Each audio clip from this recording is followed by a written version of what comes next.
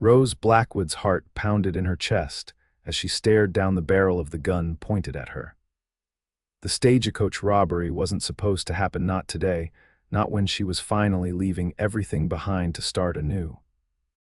But here she was, frozen in place as three masked men demanded valuables from the passengers. "The necklace too, miss," the robber growled, gesturing toward the simple gold locket that hung around her neck, the last thing her mother had given her before passing. "I can't," Rose whispered, her hand instinctively clutching the precious keepsake. "Please take everything else." The sound of approaching hoofbeats cut through the tension, and suddenly gunshots rang out. The robbers scattered as a lone rider appeared on the ridge, rifle raised. In the chaos that followed, Rose found herself pulled from the stagecoach and hoisted onto a horse, strong arms steadying her as they galloped away from the scene. "Hold tight, madam," a deep voice instructed. "Those boys might come back with friends." It wasn't until they were a safe distance away that Rose finally caught a glimpse of her rescuer's face beneath his wide-brimmed hat, weathered from sun and wind, but with kind eyes that met hers with unexpected gentleness. "Lucas Raid," he introduced himself simply, slowing his horse to a more comfortable pace. "Where were you headed before all that unpleasantness?" And just like that, in the spring of 1876, Rose Blackwood's carefully laid plans took an unexpected turn on the wild frontier of Wyoming territory. Rose struggled to find her voice, still shaken from the robbery. "I was traveling to Willow Creek. I have arrangements to stay with my cousin there while I—" She trailed off, not wanting to reveal too much to this stranger. Lucas nodded, his expression betraying nothing. "That's another half-day's ride. We'll need to make camp soon, and I can get you there tomorrow." He glanced at the darkening sky. "Unless you'd prefer I take you back to the stage station." "No," Rose said quickly, thinking of the delay that would cause. "I need to reach Willow Creek as soon as possible." They rode in silence for a while, Rose acutely aware of his proximity as she sat before him on the saddle. His arm occasionally brushed against her when the terrain grew rough, steady and sure in his guidance of the horse. "Are you running from something, Miss Blackwood?" Lucas asked after a time, his voice neither accusatory nor prying, merely curious. Rose stiffened. "What makes you think that? Most ladies don't travel alone to these parts unless they're running to something, or from something." "Perhaps I simply have business that couldn't wait," she replied, lifting her chin slightly. Lucas chuckled, a warm sound that seemed to vibrate through her. "Fair enough, your business is your own." As the sun began to set, Lucas guided his horse toward a small clearing near a creek. He dismounted with practiced ease, then reached up to help Rose down. His hands at her waist were respectful but firm as he lifted her to the ground. "Can you gather some firewood while I see to the horse?" he asked, already removing the saddle from his mount. Rose nodded, grateful for the task. She'd never been comfortable being idle, and after the terror of the robbery, keeping busy would help settle her nerves. As she collected fallen branches at the edge of the clearing, she studied Lucas from the corner of her eye. He moved with the easy confidence of a man accustomed to the wilderness, his tall frame lean and muscular beneath his simple clothing. Though trail-worn, his garments were clean and well-maintained, not the appearance of a drifter or outlaw. The rifle he'd used to scatter the stage robbers was propped against a nearby tree, within easy reach but not threateningly so, when Rose returned with an armful of wood. Lucas had already arranged stones for a fire pit and was brushing down his horse, speaking to it in low, soothing tones. The tenderness with which he treated the animal sparked something in Rose, a small reassurance that perhaps she truly was safe with this man. "Have you been in Wyoming territory long, Mr. Reed?" she asked, carefully arranging the firewood. "Lucas, please," he corrected gently. "And yes, going on 8 years now, came out after the war looking for something different."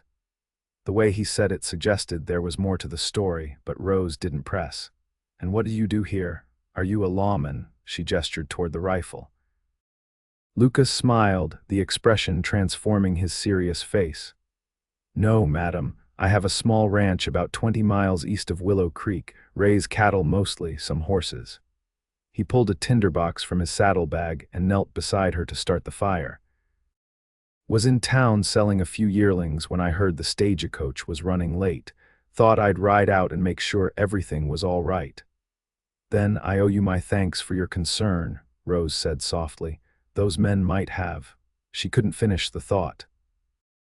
No need for thanks, Lucas replied, focused on coaxing the small flame to life.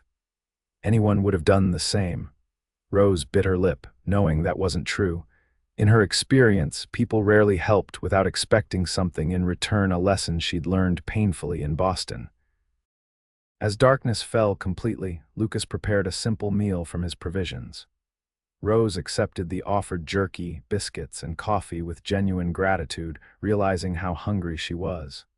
"So what awaits you in Willow Creek?" Lucas asked as they ate. "Besides your cousin, I mean." Rose hesitated, weighing how much to share. "A fresh start," she finally said. "I've accepted a position as the new schoolteacher." Lucas's eyebrows rose slightly. "Is that so? Well, Willow Creek's been needing a proper teacher for some time. The children have been making do with Mrs. Holloway's lessons at the church, but she's getting on in years. I hope I can meet their expectations," Rose said, a hint of uncertainty creeping into her voice. "I taught in Boston for 3 years, but I imagine things are quite different here." Lucas studied her over the rim of his tin cup. "I reckon teaching is teaching, no matter where you do it. Children need someone who cares enough to help them learn." He paused. "Though I should warn you, some of the ranch children ride 10 miles or more to reach town. They might not make it every day when the weather turns." The matter-of-fact way he spoke of the hardships without judgment or pity made Rose feel strangely better about her decision to come west. In Boston, after everything that had happened, there had been too many whispers, too many pitying glances. "I'll just have to make the days they do attend count then," she said with determination. As the night deepened, Lucas offered Rose his bedroll and fashioned himself a makeshift bed of blankets on the opposite side of the fire.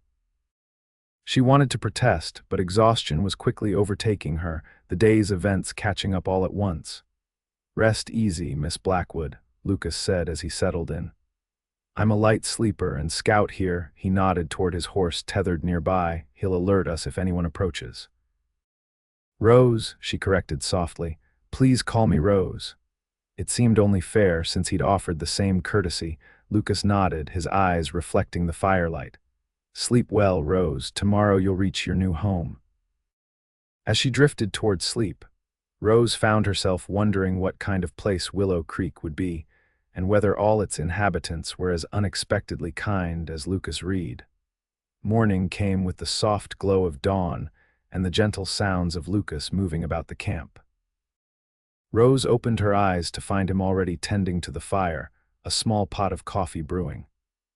His back was to her as he worked, giving her a moment to observe him unnoticed. In the clear light of day, she could see that his dark hair curled slightly at the nape of his neck, in need of a trim.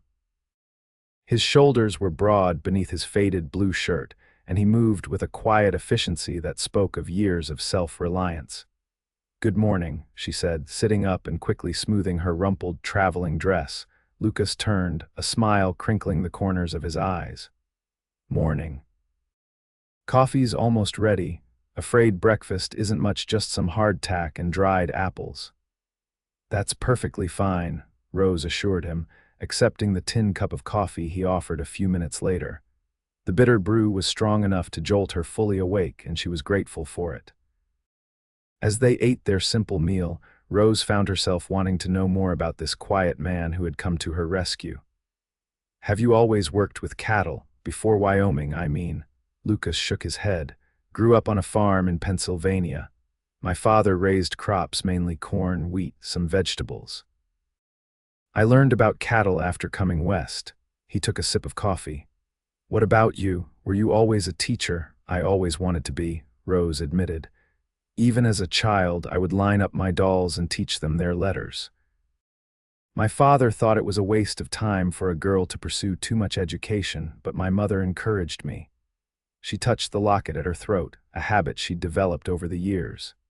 "Your mother sounds like a wise woman," Lucas observed. She was. Rose looked down at her cup. "She passed 5 years ago." "I'm sorry to hear that." The genuine sympathy in his voice made Rose look up. There was no pity in his expression, just understanding, and she wondered if he too had known loss. They broke camp efficiently, Lucas showing Rose how to properly extinguish the fire while he saddled Scout. When it came time to mount, he helped her up before swinging into the saddle behind her, his movements so fluid they barely jostled her. The morning was pleasant for riding, with a gentle breeze keeping the spring heat at bay. Rose found herself relaxing into the rhythm of the horse's gait, no longer quite so conscious of Lucas's proximity. "Tell me about Willow Creek," she requested as they rode. "What should I expect?" Lucas considered for a moment. "It's small but growing. Got a general store, a hotel with a decent restaurant, blacksmith, church, and a saloon, though that's no place for a lady like yourself." He cleared his throat. They just finished building a proper schoolhouse last fall on the edge of town. Before that, lessons were held in the back of the church. And the people, good folks mostly, hardworking, some have been here since before the war, others came after, looking for a fresh start. He paused. They might seem a bit reserved at first with newcomers, especially from back east, but they're fair-minded. Prove yourself trustworthy and they'll stand by you. Rose nodded, thinking about the challenge ahead. In Boston, she'd had her family name and connections to open doors. Here she would have only herself and her abilities to rely on. "Your cousin," Lucas continued, "is that Helen Parker by chance?" Surprised, Rose twisted slightly to look at him. "Yes, do you know her? Everybody knows everybody in Willow Creek," he said with a small smile. "Helen's husband, James, helps me with cattle drives sometimes. They're good people. Their oldest boy, Samuel, would be one of your students, I expect. Bright kid." The thought of having a connection, however tenuous, brought Rose some comfort. She'd exchanged letters with Helen, but they hadn't seen each other since they were children, when Helen's family had visited Boston one summer. Around midday, they stopped by a small stream to rest and water the horse. Lucas produced jerky and the last of the dried apples for their lunch. As they sat on a fallen log, Rose found herself studying the surrounding landscape, rolling hills covered in spring grasses, the distant silhouette of mountains to the west, and overhead, a sky so vast and blue it seemed endless. "It's beautiful here," she said softly. "Different from what I expected." "What did you expect?" Lucas asked, genuinely curious. Rose smiled sheepishly. "I'm not entirely sure. More desert, perhaps. The novels I've read about the West always seem to feature barren landscapes and lawless towns." Lucas chuckled. "There's plenty of that too, depending on where you go. Wyoming has a bit of everything: mountains, forests, grasslands." His expression grew more serious. "As for lawlessness, well, the territory's settling down some, but it's still wild in places. Willow Creek's peaceful enough, though we've had our share of trouble." "What kind of trouble?" Rose asked, suddenly concerned. "Nothing for you to worry about," he assured her. "Just the usual disputes over water rights, occasional cattle rustling." He hesitated. "There was a bank robbery last year, but the men responsible were caught and are serving time in Cheyenne." Rose nodded, trying to look more confident than she felt. The stagecoach robbery had been frightening enough. She hoped such incidents were truly rare. As if reading her thoughts, Lucas added, "Most days, the biggest excitement in town is when the mail coach arrives or someone has a new baby." This made Rose laugh, the sound bright in the quiet landscape. "Then perhaps I've chosen wisely after all." Lucas's eyes lingered on her face for a moment before he stood, offering her a hand. "We should get moving if we want to reach town before dark." As they continued their journey, the terrain gradually changed, with more trees appearing and the land becoming slightly more populated. They passed a few isolated homesteads and small herds of cattle grazing in the distance. "Is that your ranch?" Rose asked when they passed a particularly well-maintained property with a substantial herd. Lucas shook his head. No, that belongs to the Hargrove family. They've been here longest, own the most land around these parts. There was something in his tone that made Rose curious. You don't sound particularly fond of them. Lucas was quiet for a moment. The old man, Frederick Hargrove, is fair enough. It's his son Walter I have concerns about. Has ideas about how things should be run that not everyone agrees with. Before Rose could ask for clarification, Lucas pointed ahead. There you can just make out Willow Creek in the distance. Rose followed his gesture and saw a collection of buildings nestled in a small valley, with indeed a creek lined with willow trees running alongside it. Even from this distance, she could make out the church steeple and what must be the main street. It's smaller than I imagined, she admitted. Most things are, Lucas replied, a hint of amusement in his voice. But it has everything you need and it's growing every year. As they rode closer, Rose's nervousness returned. What if she couldn't adapt to this new life? What if the townspeople didn't accept her?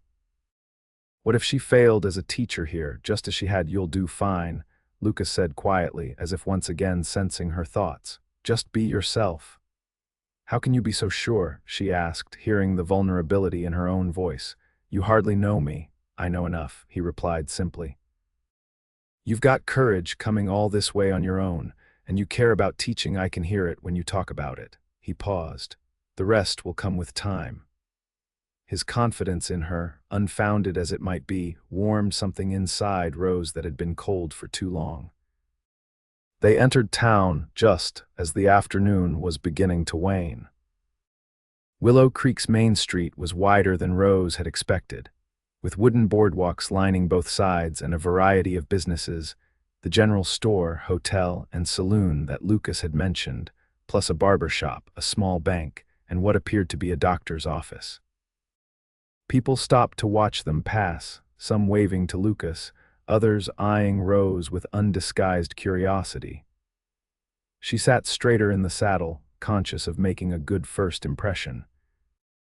Lucas guided the horse toward a modest two-story house on a side street, where a woman about Rose's age was hanging laundry in the yard. She looked up at their approach, her face breaking into a smile of recognition. Lucas Reed, what brings you to town on a Tuesday? The woman called, then her eyes widened as she noticed Rose. Goodness, is that Rose? Rose Blackwood. Lucas helped Rose dismount as Helen Parker hurried toward them, wiping her hands on her apron. The stagecoach was waylaid by robbers yesterday, Lucas explained. I happened upon the scene and thought it best to escort Miss Blackwood myself. Oh, my stars, Helen exclaimed, immediately pulling Rose into an embrace. Are you hurt? Were you frightened? Of course you were. Come inside right away, you must be exhausted.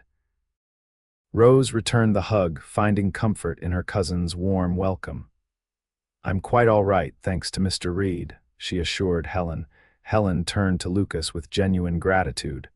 Thank you for bringing her safely, Lucas. Will you stay for supper? James will be home soon, and he'd surely want to thank you properly. Lucas shook his head, already mounting his horse again. Another time, perhaps, I should get back to the ranch before dark. His eyes met Rose's. Welcome to Willow Creek, Miss Blackwood. I'm sure our paths will cross again soon. Thank you for everything, Rose said sincerely. Wishing suddenly that he wasn't leaving so quickly, with a tip of his hat, Lucas turned his horse and rode back toward the main street, leaving Rose standing beside her cousin, watching his retreating figure. Well, Helen said with a knowing smile, it seems you've already made quite an impression on one of Willow Creek's most eligible bachelors. Rose felt her cheeks warm. It's nothing like that, he was simply being kind. Lucas Reed is indeed kind, Helen agreed, but he doesn't usually go out of his way for strangers. Now come inside and tell me everything while I fix you a proper meal. You look like you could use it after your adventure. As Helen led her into the house, Rose couldn't help glancing back one last time, but Lucas had already disappeared from view. The Parker home was modest but comfortable, filled with the evidence of a happy family life.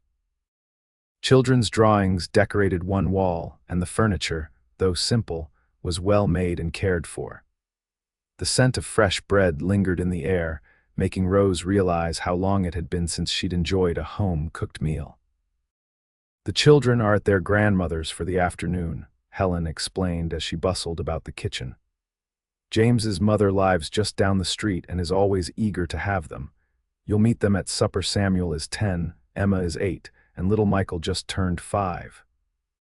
She set a cup of tea in front of Rose. "Now, tell me about this robbery. Were you terribly frightened?" Rose recounted the events, downplaying her fear somewhat for her cousin's sake. "If Mr. Reed hadn't come along when he did, I might have lost everything, including Mother's locket." Helen reached across the table and squeezed her hand. "Thank God he was there. Lucas has always had a knack for being in the right place when needed." She tilted her head, studying Rose, "But enough about that for now. How are you, truly? Your letters these past months have been vague." Rose sighed, looking down at her tea. She'd known this conversation would come eventually, but had hoped for more time to settle in first. "I'm well enough," she replied carefully, "just ready for a new beginning." "And Thomas?" Helen asked gently. The name sent a familiar pang through Rose's chest. "The engagement is broken, as I wrote. There's nothing more to tell." Helen's expression was sympathetic but persistent.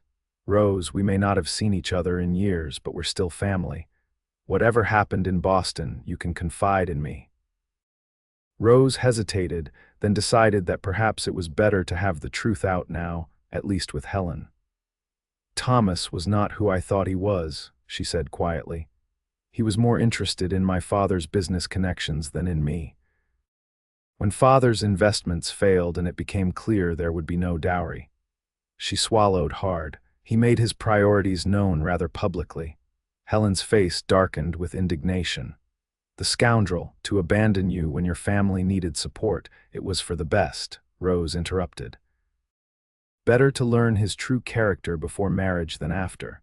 She straightened her shoulders. "Regardless, that chapter of my life is closed. I came west to start anew, not to dwell on past disappointments." Helen seemed to recognize Rose's need to change the subject. "Of course. And we're so pleased to have you here. The town has been desperate for a proper teacher." She smiled warmly. "The schoolhouse is charming, small but new and well built. The children are eager to meet you. Most haven't had formal schooling before. When am I expected to begin?" Rose asked, grateful for the shift to professional matters. "The town council hopes you can start next Monday. That will give you a few days to settle in and prepare." Helen hesitated. "There is one thing you should know. The school board chairman is Walter Hargrove." Rose remembered Lucas's veiled comment about the man. "Is that problematic?" Helen chose her words carefully.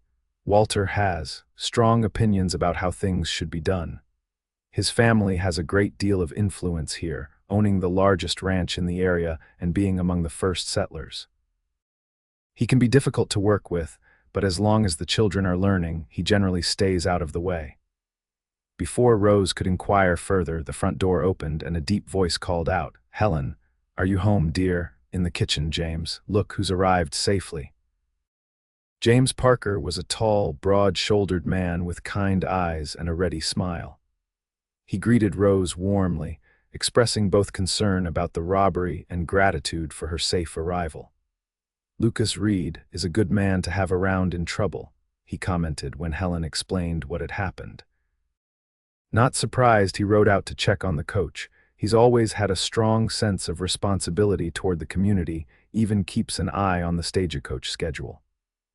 "You know him well?" Rose asked, trying to sound merely conversational. James nodded. "Well enough. We work cattle together sometimes, and he's helped me with my own small herd more than once. Came to Wyoming not long after the war, started with almost nothing, and built up a respectable spread through hard work and fair dealing." He hung his hat on a peg by the door. "Keeps to himself mostly, but he's the first to offer help when it's needed." Soon after, the Parker children returned home with their grandmother, and the house filled with noise and activity. Rose found herself welcomed unreservedly by the children, particularly when they learned she would be their teacher. Samuel had 1,000 questions about Boston. while Emma wanted to know if Rose would teach them songs. And little Michael shyly offered her a somewhat crushed wildflower he had picked. That night, after a hearty supper and an evening spent getting acquainted with her extended family, Rose lay in the small but comfortable guest room, reflecting on the day's events. Despite the traumatic beginning, she felt more hopeful than she had in months. Willow Creek seemed like a place where she might truly start fresh, where people were judged more by their actions than their family connections or financial status. And then there was Lucas Reed, the quiet cowboy who had come to her rescue and treated her with a respect that asked nothing in return. Rose told herself that her interest in him was merely gratitude, combined with natural curiosity about someone so different from the men she had known in Boston. Yet as sleep finally claimed her, it was his steady gaze and the gentle reassurance of his words that followed her into dreams. Just be yourself. The rest will come with time. The next few days passed in a whirlwind of activity as Rose settled into life in Willow Creek. Helen took her around town, introducing her to what seemed like every resident. Most welcomed her warmly, especially when they learned she was the new schoolteacher. A few, particularly some of the more established matrons, eyed her fashionable Eastern clothing with a mixture of curiosity and suspicion, but were polite nonetheless. On Thursday morning, Helen and James took Rose to see the schoolhouse. It sat on the edge of town, a simple but sturdy one-room building with large windows to let in plenty of light. Inside were rows of wooden desks, a larger desk and chair for the teacher at the front, and a black slate board mounted on the wall. Bookshelves lined the back wall, though they contained only a few worn texts. "It's not much compared to what you might be used to in Boston," James said apologetically, noting Rose's expression as she surveyed the sparse resources. "No, it's perfect," Rose replied sincerely, already envisioning how she might arrange things. "We'll make do with what we have and perhaps add more as we go along." Helen smiled approvingly. "That's the spirit. The town council has allocated a small budget for supplies. Walter Hargrove keeps the purse strings tight, but he does want the school to succeed if only to ensure the ranch children learn enough arithmetic not to be cheated at market." As if summoned by his name, the schoolhouse door opened, and a well-dressed man in his late 30s entered. He was handsome in a conventional way, with carefully groomed blonde hair and an air of authority that seemed practiced rather than natural. "Ah, the new teacher has arrived," he said, his voice smooth and confident. "Walter Hargrove, Miss Blackwood, chairman of the school board and town council." He extended his hand, which Rose shook politely. "A pleasure to meet you, Mr. Hargrove. I was just familiarizing myself with the schoolhouse." Walter nodded, glancing around the room with the satisfaction of someone viewing his own handiwork. "Built just last year, under my supervision.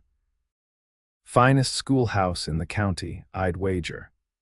"It's very well constructed," Rose agreed diplomatically.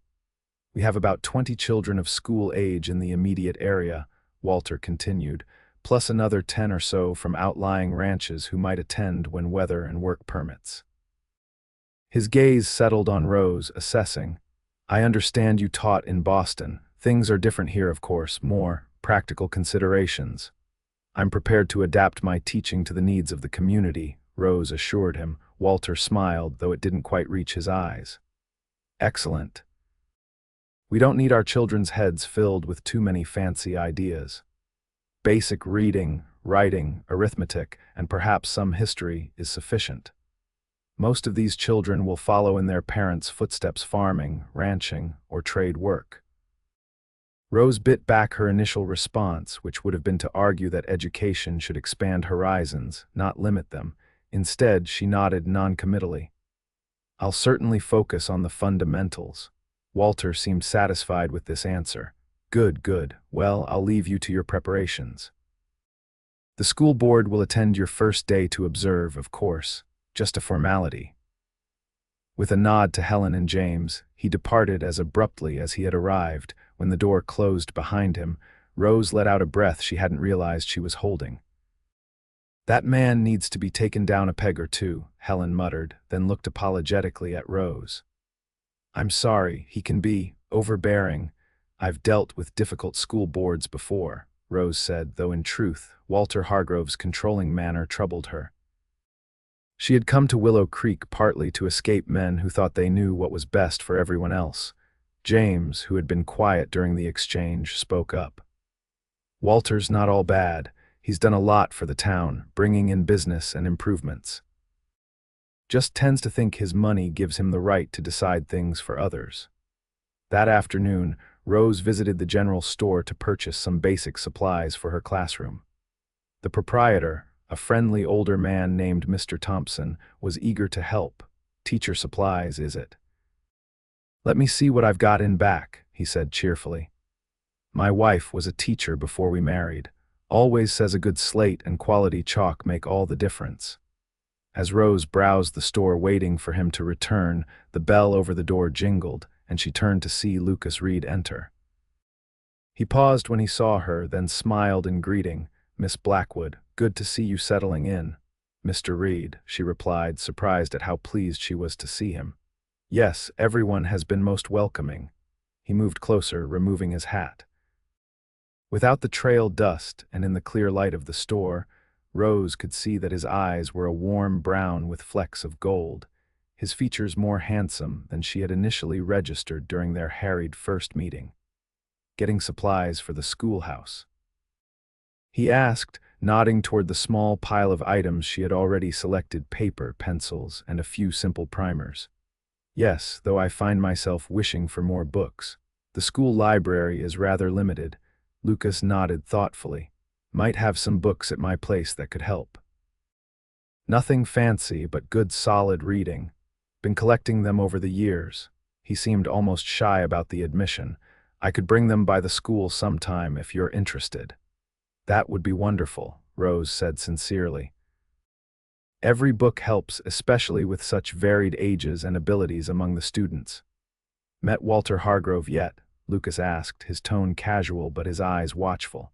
This morning at the schoolhouse, Rose confirmed.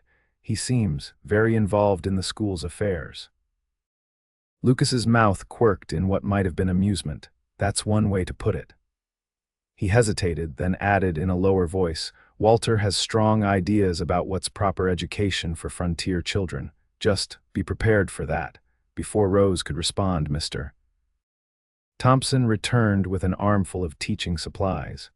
Found these slates in the back, Miss Blackwood, and some colored chalks too. Ordered them for last Christmas, but they arrived too late to sell. He noticed Lucas and grinned. Reed, just got those fence posts you ordered. Want me to have them sent out to your place? If you would, Mr. Thompson. I'm heading back now, but I've got other errands first. As Mr. Thompson totaled up Rose's purchases, she became aware of a commotion outside. Raised voices carried through the open door, and Lucas tensed beside her, his expression hardening. What's happening? She asked, moving toward the window. On the street outside, a small crowd had gathered. At its center were two men, one Native American, dressed in a mixture of traditional clothing and settler garments, and the other a rough-looking cowhand Rose didn't recognize. The cowhand was red-faced and aggressive, while the native man stood calmly, though his posture suggested readiness. You keep away from town, you hear? The cowhand was saying loudly. We don't want your kind around here. I have business at the trading post, the native man replied evenly. I have every right to be here. Rights. The cowhand spat on the ground. Your rights ended when my brother died at Sand Creek. Lucas muttered something under his breath and strode out the door, Rose following despite herself, concerned about what might happen. That's enough, Perkins, Lucas said firmly, positioning himself between the two men. Joseph is here to trade, same as anyone else. Stay out of this, Reed, the cowhand Perkins growled. Just because you hire Indians on your place doesn't mean the rest of us have to tolerate them in town. Joseph works for Doc Williams gathering medicinal plants, Lucas replied evenly. And he's Shoshone, not Cheyenne, had nothing to do with Sand Creek, and you know it. The tension in the air was palpable. Rose found herself holding her breath, afraid of what might happen next. To her surprise, Walter Hargrove appeared, pushing through the crowd. "What's the meaning of this disturbance?" he demanded, his authoritative tone cutting through the murmurs. "Just explaining to this Indian that he's not welcome here," Perkins said, somewhat mollified by the arrival of the town's leading citizen. Walter's eyes narrowed as he assessed the situation. "Joseph has trading rights in town, Perkins. Doc Williams vouches for him." He turned to the native man. "Complete your business and be on your way, Joseph. No lingering." It wasn't exactly a warm defense, but it diffused the situation. Perkins stalked off toward the saloon, muttering, while the crowd began to disperse. Joseph nodded once to Lucas, his expression unreadable, then continued toward the trading post at the end of the street. Lucas turned, noticing Rose standing in the doorway of the general store. His expression softened slightly. "Sorry about that, tensions run high sometimes." "Is it always like this?" Rose asked quietly as they walked back into the store. Lucas sighed. "No, not always, but there's history here like anywhere. The Shoshone have treaty rights to hunt and trade in this region, but some folks resent their presence." He glanced at her. "Joseph is a good man, saved my life once when I got caught in a blizzard 3 years back." Rose nodded, thinking about the complexity of the place she now called home. Boston had its own prejudices, of course, but the tensions here seemed rower, less disguised by social niceties. Walter Hargrove entered the store, his expression controlled but his eyes sharp as he noticed Lucas and Rose standing together. "Miss Blackwood," he greeted her. "I see you're acquainting yourself with our local characters." The slight pause before the last word and the way his gaze flicked to Lucas spoke volumes. "Mr. Reed was just helping me consider additional books for the school," Rose replied, deliberately overlooking his implication. "Indeed." Walter raised an eyebrow. "Well, I'm sure the school board can provide any appropriate materials you might need. No need to burden others." He turned to Lucas. "Reed, staying in town long, just picking up supplies," Lucas answered, his tone neutral but his stance subtly more rigid. "Heading back to the ranch now." "Good, good." Walter's smile didn't reach his eyes. "I heard you lost a few head of cattle last month. Wolves, was it?" "Something like that," Lucas replied, and Rose sensed there was more to the exchange than she understood. Walter nodded, then turned back to Rose. "Miss Blackwood, I'm hosting a small gathering at my home this Saturday evening. Nothing formal, just a chance for you to meet some of the more prominent families in the area. 7 o'clock, the Parkers know the way." With that, he tipped his hat and left the store. There was a moment of silence before Mr. Thompson let out a low whistle. "An invitation to Hargrove Manor. That's quite an honor for a newcomer, Miss Blackwood." Rose glanced at Lucas, whose expression had become unreadable. "Is it very grand, then?" "Grandest house in the county," Mr. Thompson confirmed. "Built it 5 years ago, brought in materials from back east and everything."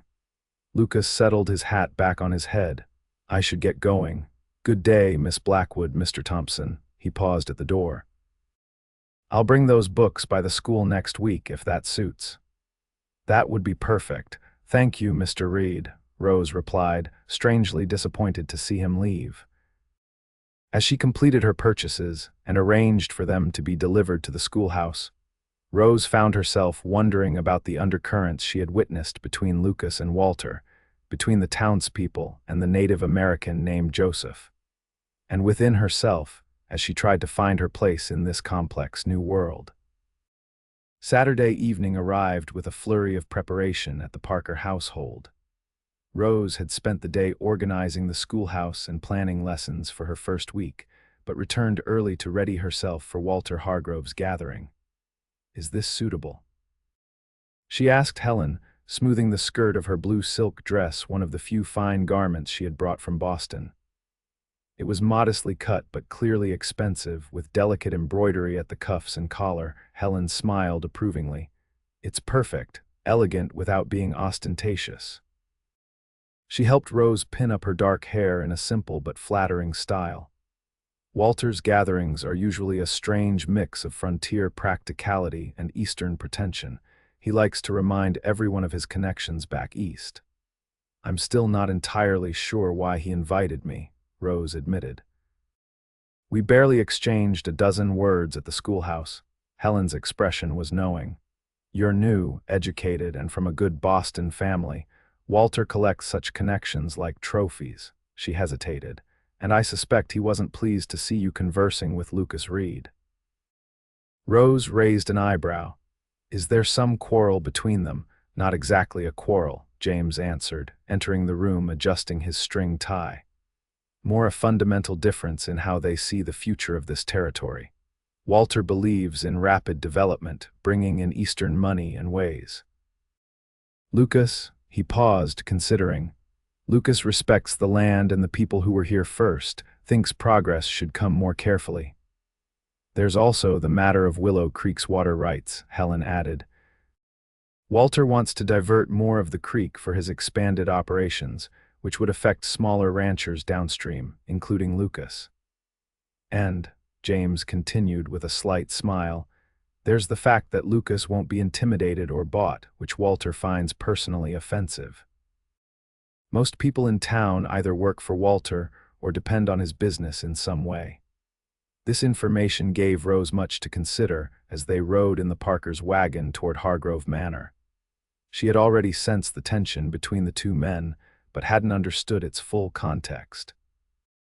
Hargrove Manor proved to be impressive indeed, by frontier standards, a large two-story house built of dressed stone and timber, with wide verandas and many windows.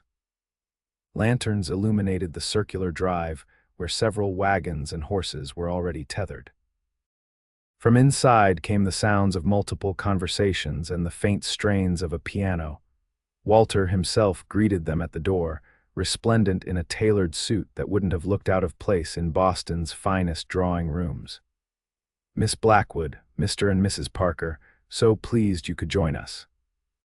He took Rose's hand, holding it perhaps a moment longer than necessary. You look charming tonight. Please come in and meet everyone. The interior of the house was as impressive as its exterior, polished wood floors, expensive furniture, and oil paintings adorning the walls.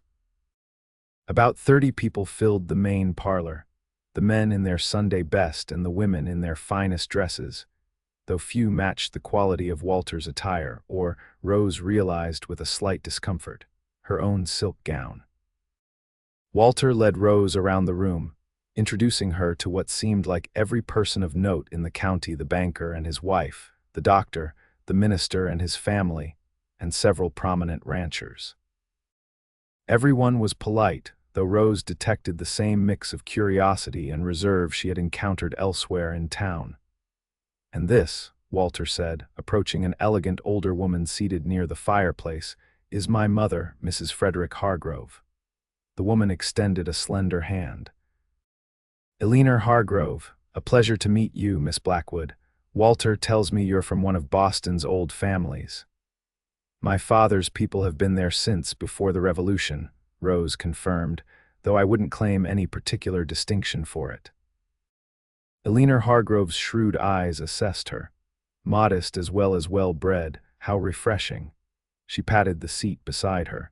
Sit with me a while. I rarely get the opportunity to converse with someone who understands the finer points of civilization.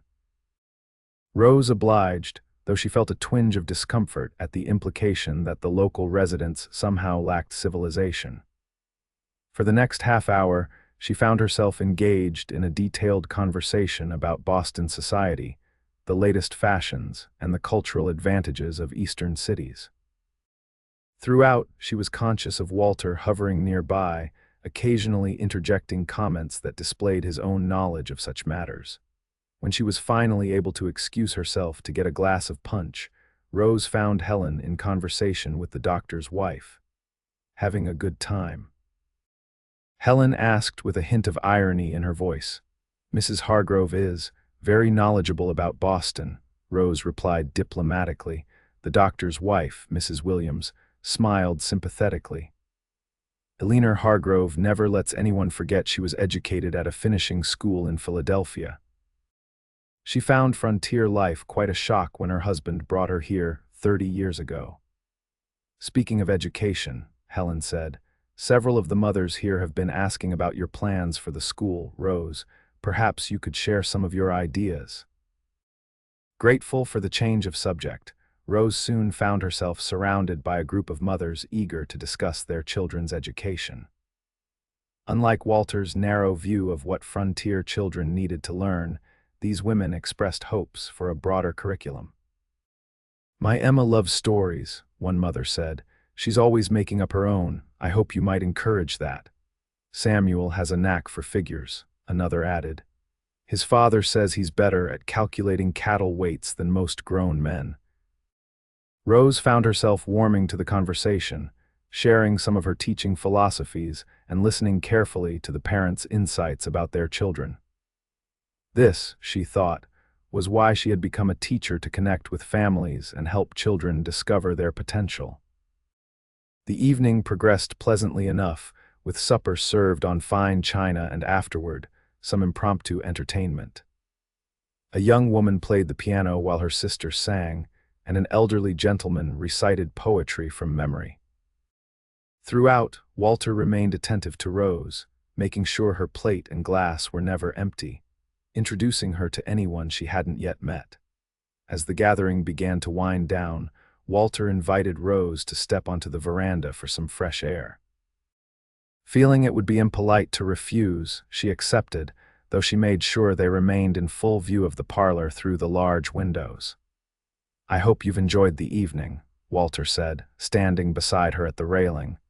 "It's important to me that you feel welcomed into our community." "Everyone has been very kind," Rose replied truthfully. "I'm looking forward to beginning my work at the school." Walter nodded, his expression becoming more serious. "About that, I wanted to speak with you privately about my expectations for the school." Rose tensed slightly but kept her expression neutral. "Oh, as I mentioned at the schoolhouse, our needs here are practical. The children need solid fundamentals: reading, writing, arithmetic, perhaps some basic history and geography." He paused. "I've heard that in Eastern schools there's sometimes an emphasis on loftier subjects: philosophy, literature, the arts." "A well-rounded education includes exposure to many subjects," Rose said carefully. Walter's smile was indulgent, as if she were a child who didn't understand reality. "In an ideal world, perhaps. But these are frontier children, Miss Blackwood. Most will never leave Wyoming territory. The boys will become ranchers, farmers, or tradesmen. The girls will marry and keep homes. They need practical skills, not notions that might make them dissatisfied with their lot." Rose fought to keep her expression composed, though inside she was bristling. This was precisely the kind of limited thinking she had hoped to escape in coming west: the idea that people should be confined to predetermined paths based on their birth or circumstances. "I believe every child deserves the opportunity to discover their own talents and interests," she said, her voice steady. "That doesn't mean neglecting practical skills, but rather complementing them with broader knowledge." Walter's expression cooled slightly. "I admire your idealism, Miss Blackwood, but as chairman of the school board, I must insist on a curriculum that serves the community's needs as we understand them." He placed a hand on the railing near hers, not touching, but close enough to make his presence felt. "I'm sure, with your intelligence, you can see the wisdom in adapting to local circumstances." The implied threat was clear: adapt to his vision or face consequences. Before Rose could formulate a response that wouldn't either compromise her principles or antagonize him outright, they were interrupted by Helen. "There you are, Rose. James is ready to leave, and we should get back for the children." "Of course," Rose said, relieved by the timing. "Thank you for a lovely evening, Mr. Hargrove." Walter took her hand, holding it between both of his. "The pleasure was mine, Miss Blackwood. I look forward to our continued collaboration." As they drove home in the wagon, Rose was quiet, processing the interaction. "Walter didn't waste any time, did he?" James commented dryly. "I saw him corner you on the veranda. He has very specific ideas about education," Rose replied, choosing her words carefully. Helen snorted. I'll bet he does. Walter Hargrove thinks anything beyond basic literacy is wasted on ordinary folk, as he calls them, keeps them easier to manage that way. Yet he himself seems quite proud of his education and refinement, Rose observed. That's different in his mind, James explained. He's a Hargrove. Destined to lead and all that. Rose gazed out at the star-filled sky, so much vaster and brighter than what she had known in Boston. What would happen if I didn't follow his curriculum exactly? Helen and James exchanged glances. The school board could dismiss you, Helen said gently. And Walter effectively controls the board. But, James added, he's not the only voice in this community. There are plenty of folks who want more for their children than Walter thinks they need. Rose nodded, making a decision. She would be diplomatic but firm. Her classroom would offer the solid fundamentals Walter demanded, but she would find ways to incorporate broader learning as well. She hadn't come all this way to become another person's puppet. As they approached the Parker home, Rose found herself wondering what Lucas Reed would think of Walter's educational philosophy. Somehow, she suspected he would have little patience for it, and that thought gave her a surprising amount of comfort. Monday morning dawned clear and cool, perfect weather for the first day of school. Rose arrived at the schoolhouse early, wanting ample time to prepare before the students arrived. She had spent Sunday arranging the room, sorting through available materials, and writing welcome messages on the slate board. At precisely 8 o'clock, she rang the small brass bell that hung by the door, its clear tone carrying across the morning air. Children began arriving almost immediately. Some walked from town. Others rode in on ponies or were dropped off by parents in wagons. By 8:30, 19 students ranging in age from 6 to 15 had taken seats in the classroom, eyeing her with expressions varying from curiosity to apprehension to excitement. As promised, the school board members Walter Hargrove, the minister Reverend Collins, and the blacksmith Mr. Abernathy arrived to observe the opening of the school term. They sat at the back of the room, Walter's commanding presence drawing occasional nervous glances from the children. Rose took a deep breath and stepped to the front of the room. "Good morning, everyone. My name is Miss Blackwood, and I'm very pleased to be your teacher." She smiled warmly, trying to put the children at ease. "Before we begin our lessons, I'd like to learn a little about each of you." She went around the room, having each child stand and state their name, age, and one thing they enjoyed doing. The answers ranged from riding horses to reading stories to helping Pa with the cattle.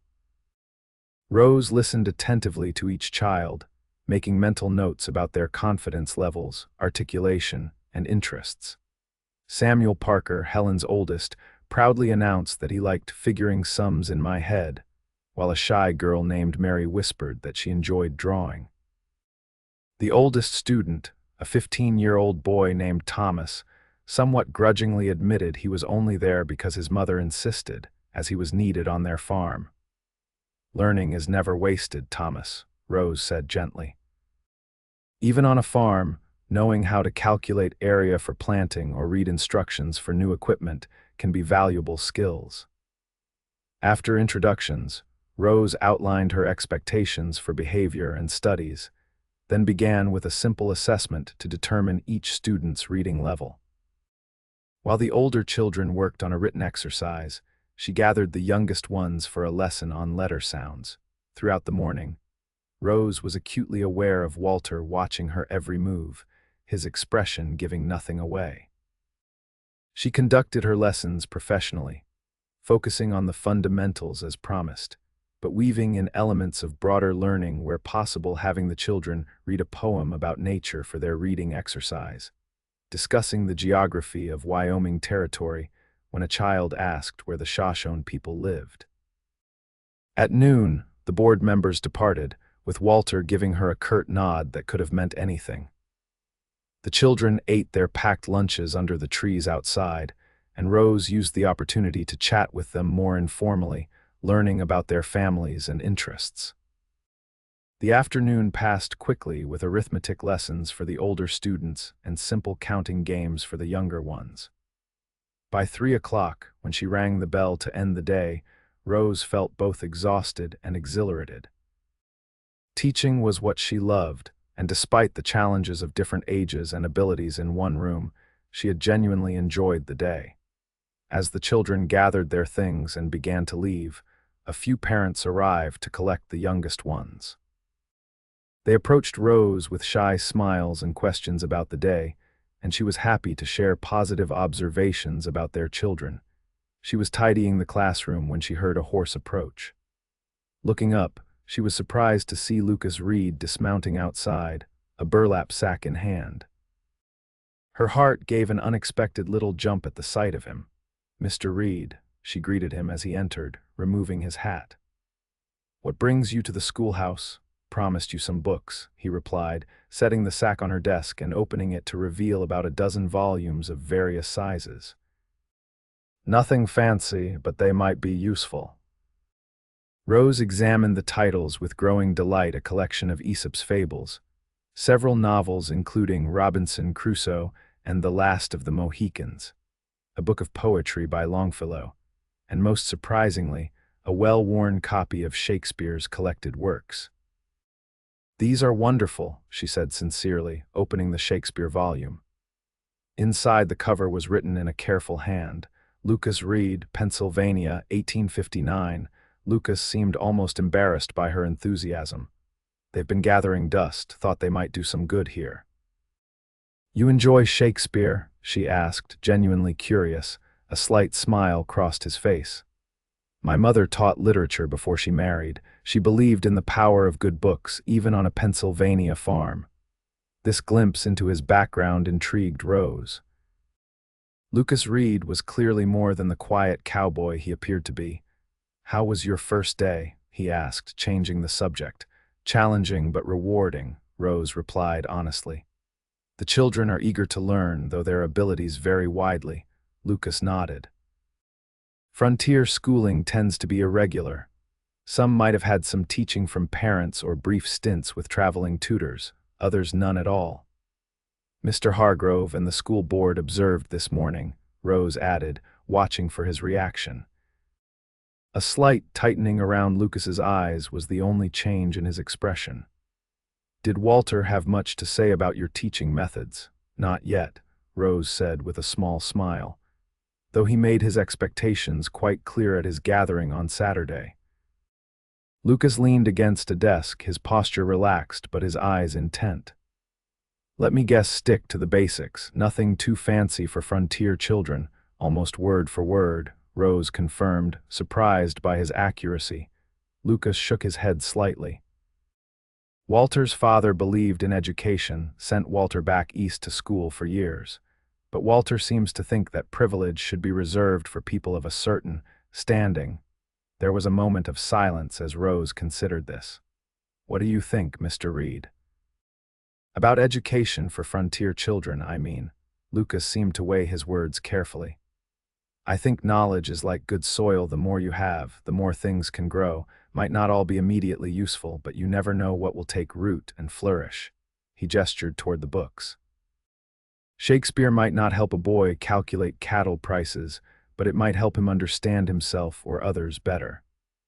The thoughtfulness of his answer touched Rose deeply. It aligned so closely with her own philosophy that she felt a surge of connection to this quiet man. "Exactly," she said softly. "That's exactly what I believe." Their eyes met, and something passed between them, a recognition, perhaps, of shared values despite their different backgrounds. The moment stretched, neither looking away, until the sound of a wagon passing outside broke the spell. Lucas straightened, reaching for his hat. "I should let you finish up here, just wanted to drop those off." "Thank you," Rose said, genuinely grateful. "They'll be put to good use, I promise." He nodded, moving toward the door. "I hear you've got a few ranch children coming in when they can. If you need help getting word to the more distant families about school matters, I'm happy to carry messages when I'm riding that way." "That's very kind of you," Rose replied. "I may take you up on that offer." At the door, Lucas paused, looking back at her. Walter Hargrove has a lot of influence in this town, Miss Blackwood, but he doesn't speak for everyone. There are plenty of folks who'll stand behind a teacher who truly cares about their children's minds. With that, he settled his hat back on his head and departed, leaving Rose with the feeling that she had just gained an important ally in her new life at Willow Creek. The first weeks of school settled into a rhythm as May gave way to June. Rose found herself increasingly comfortable with her role in the community, getting to know not only her students but their families as well. The children responded well to her teaching style, which balanced the required fundamentals with creative approaches to learning. Walter Hargrove remained a watchful presence, stopping by the schoolhouse unannounced every few days to observe lessons or examine the students' work. Rose maintained a professional demeanor during these visits, emphasizing the reading, writing, and arithmetic that formed the core of her curriculum. If she happened to be reading poetry to the children or discussing the customs of Native American tribes when he arrived, she neither apologized nor drew attention to it. On a warm Tuesday afternoon in mid-June, Rose was just dismissing the class when she noticed Lucas Reed's horse tied outside. The children spilled out of the schoolhouse with their usual energy, several calling greetings to Lucas, who stood leaning against a tree, hat in hand. "Mr. Reed, did you bring us another story?" called little Emma Parker, who had been particularly enchanted by the book of fables Lucas had donated. "Not today, Miss Emma," Lucas replied with a gentle smile. "Just need a word with your teacher." Rose felt a now familiar flutter in her chest as she approached him. Over the past weeks, Lucas had stopped by the school several times, sometimes to deliver messages from outlying families, sometimes to drop off interesting specimens for the children's nature studies, like an unusual rock formation or a preserved butterfly. Each visit left Rose looking forward to the next, though she tried to tell herself it was merely appreciation for his support of the school. "Mr. Reed," she greeted him. "What brings you to town today?" "Cattle business," he replied. "But I wanted to let you know that the Miller children probably won't be in for the next week or so. Their father broke his leg, and they're needed at home to help their mother with the spring planting." Rose nodded, concerned. "Thank you for letting me know. Is there anything they need?" "Perhaps some of the other families could help. Already being seen to," Lucas assured her. "That's how it works out here, neighbors help neighbors." He hesitated, then added, "Actually, I had another reason for stopping by. There's a community gathering this Saturday at my ranch, a barn raising for one of my hands who's recently married. There'll be food, music, dancing after the work is done." He looked slightly uncomfortable, as if unused to extending social invitations. "Thought you might like to come. Most of the school families will be there." "That sounds wonderful," Rose replied, genuinely pleased by the invitation. "I'd love to attend." Lucas's face relaxed into a smile.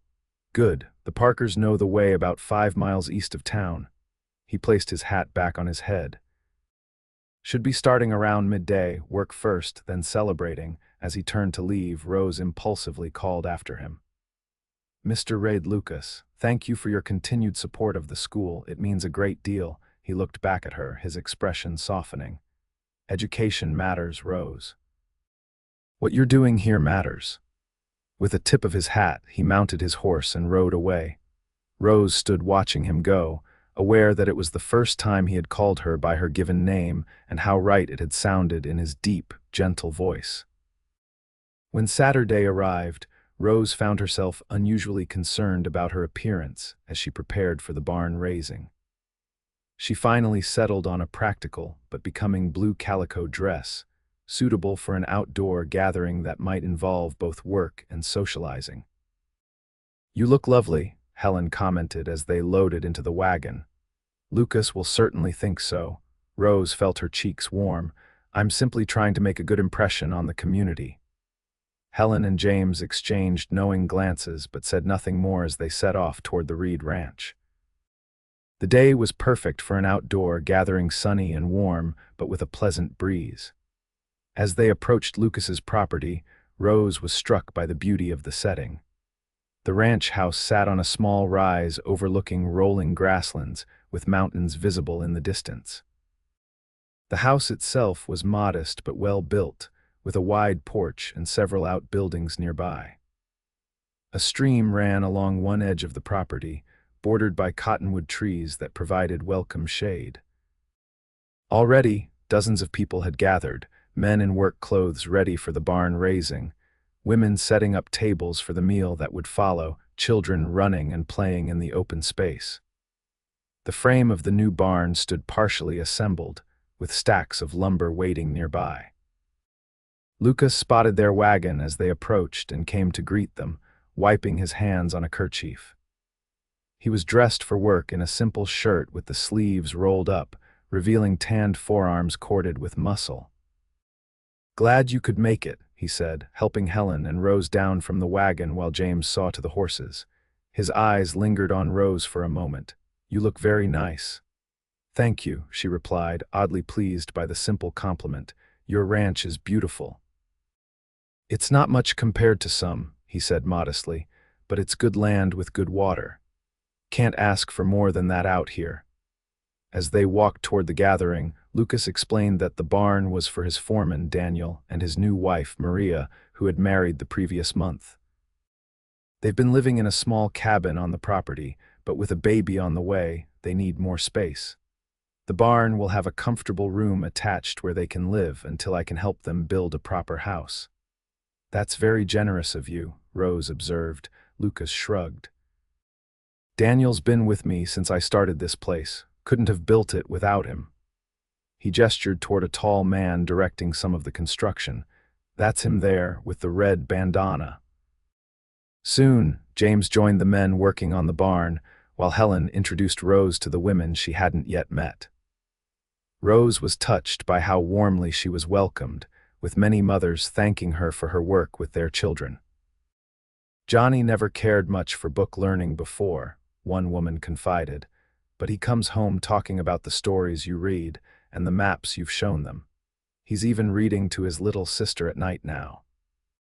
Though the barn raising was primarily men's work, everyone contributed to the day's success.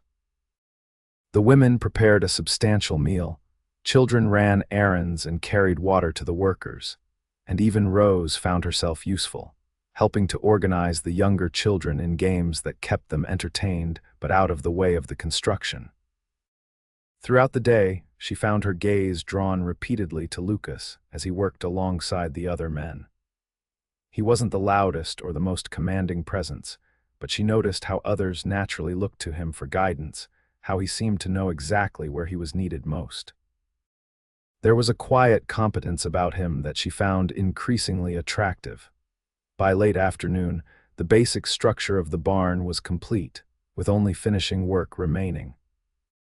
The workers, hot and tired but satisfied with their progress, gathered around the tables the women had set up beneath the cottonwood trees. The meal was bountiful fried chicken, ham, biscuits, several kinds of vegetables, and pies of every description.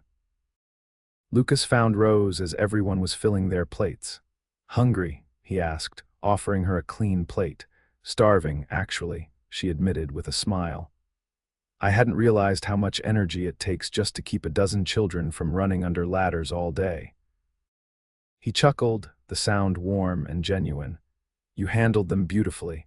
I saw you organizing that scavenger hunt earlier. Clever way to keep them occupied and learning at the same time." Rose was pleased that he had noticed. Teaching doesn't always happen in a classroom.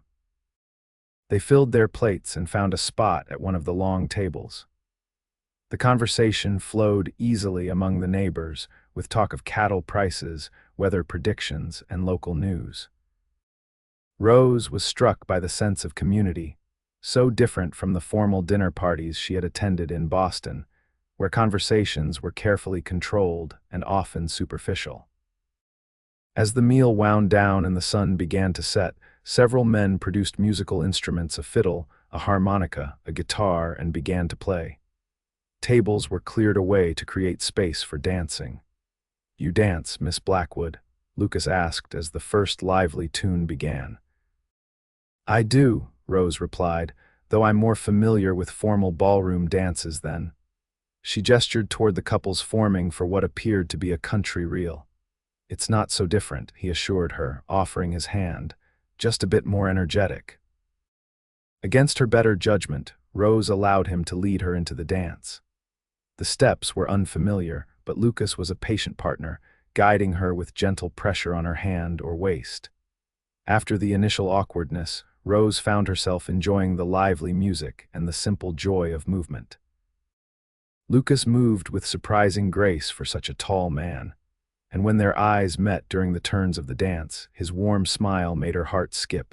As darkness fell, lanterns were lit around the clearing, casting a golden glow over the festivities. After several energetic dances, the musicians shifted to a slower waltz. Without asking, Lucas drew Rose into his arms, maintaining a respectful distance but holding her more closely than during the reels. You're a natural, he said softly as they moved together across the packed earth. Adapting to new circumstances. It helps to have a good teacher, she replied, acutely aware of his hand at her waist, the clean scent of soap and sunshine that clung to him. I've been meaning to ask, Lucas said after a moment, how are things with Walter and the school board? Any trouble? Rose sighed slightly. He watches like a hawk, but so far he's found no reason to object officially. I'm being careful to cover all the required subjects thoroughly. And slipping in a few extras when he's not looking, Lucas guessed, his eyes twinkling. Perhaps, she admitted with a small smile. The children are so eager to learn, Lucas. They deserve more than just the bare minimum. He nodded, his expression growing more serious. Walter doesn't understand that education isn't just about practical skills. It's about opening minds, showing possibilities. His hand tightened slightly on hers. What you're doing matters, Rose. Don't let him convince you otherwise. The conviction in his voice touched her deeply. Thank you, she said softly, for understanding. The music ended and they stood for a moment, still close, something unspoken passing between them. Then someone called Lucas's name, breaking the moment, and he reluctantly stepped back. I should check on the new barn, make sure everything's secure for the night, he said. Would you like to see it? Rose nodded, and they walked together away from the dancing and toward the newly constructed building. The main structure was complete, with only some of the interior work remaining to be done. Lucas showed her the attached room that would serve as Daniel and Maria's temporary home, small but solidly built, with windows that would catch the morning light. It's lovely, Rose said sincerely. They're fortunate to have such a caring employer. Lucas shrugged. They're not just employees, they're friends. Out here, that's what matters, having people you can count on, who can count on you in return. As they exited the barn, Rose noticed that the stars had emerged in full glory, spreading across the vast Wyoming sky in numbers she had never seen in Boston. It's breathtaking, she murmured, gazing upward. One of the things I love most about this place, Lucas agreed, standing close beside her. The sky seems endless out here. In the distance, the music and laughter continued, but in this moment, it felt as if they were alone in the world. Rose was acutely aware of Lucas's presence beside her, solid and reassuring. Rose, he said quietly, turning to face her. I'm not a man of many words, but I want you to know that I, Miss Blackwood, there you are. The moment was shattered by Walter Hargrove's voice. Rose turned to see him approaching, impeccably dressed despite the casual nature of the gathering. Mr. Hargrove, she acknowledged, taking a small step away from Lucas. I didn't realize you were attending today. I make a point of supporting community events, Walter replied smoothly, though his eyes were cold as they flicked between her and Lucas. Even when they're held in more remote locations. The deliberate slight toward Lucas's ranch was unmistakable, but Lucas himself showed no reaction beyond a slight tightening of his jaw. It's been a successful day, Lucas said evenly. The barn is up, and Daniel and Maria will have a good home to start their family. Walter nodded dismissively. Charming, Miss Blackwood, I was hoping for a word about school matters. The board is meeting next week to review the first month's progress. Of course, Rose replied, though she was disappointed by the interruption. Perhaps we could discuss it on Monday after school. I was thinking now, actually, Walter insisted, offering his arm. There's a rather important matter I'd like your opinion on before the meeting. Rose hesitated, glancing at Lucas, who gave her a barely perceptible nod. Go ahead, he said quietly. I need to check on a few things anyway. Reluctantly, Rose took Walter's arm and allowed him to lead her back toward the gathering. As they walked, she glanced back to see Lucas still standing by the barn, watching them go, his expression unreadable in the darkness. I must say, I'm surprised to see you so. Comfortable here, Walter commented as they walked. Reed's place is hardly what you must be accustomed to in Boston. I find it charming, Rose replied evenly, and the sense of community is wonderful, everyone working together for a common purpose. Walter's smile didn't reach his eyes. Yes, these simple frontier gatherings have a certain rustic appeal, I suppose, though I would have thought a woman of your background would prefer more refined company. Rose stopped walking, removing her hand from his arm. Mr. Hargrove, was there actually a school matter you wished to discuss, or was your intention simply to separate me from Mr. Reed's company? Walter looked momentarily taken aback by her directness, then his expression hardened slightly. I'm concerned about your associations, Miss Blackwood. As our schoolteacher, you represent the educational standards and moral values we wish to instill in our children. And you find Mr. Reed lacking in those qualities? Rose asked, her voice carefully controlled despite her rising anger. Lucas Reed is. Walter seemed to search for the right words.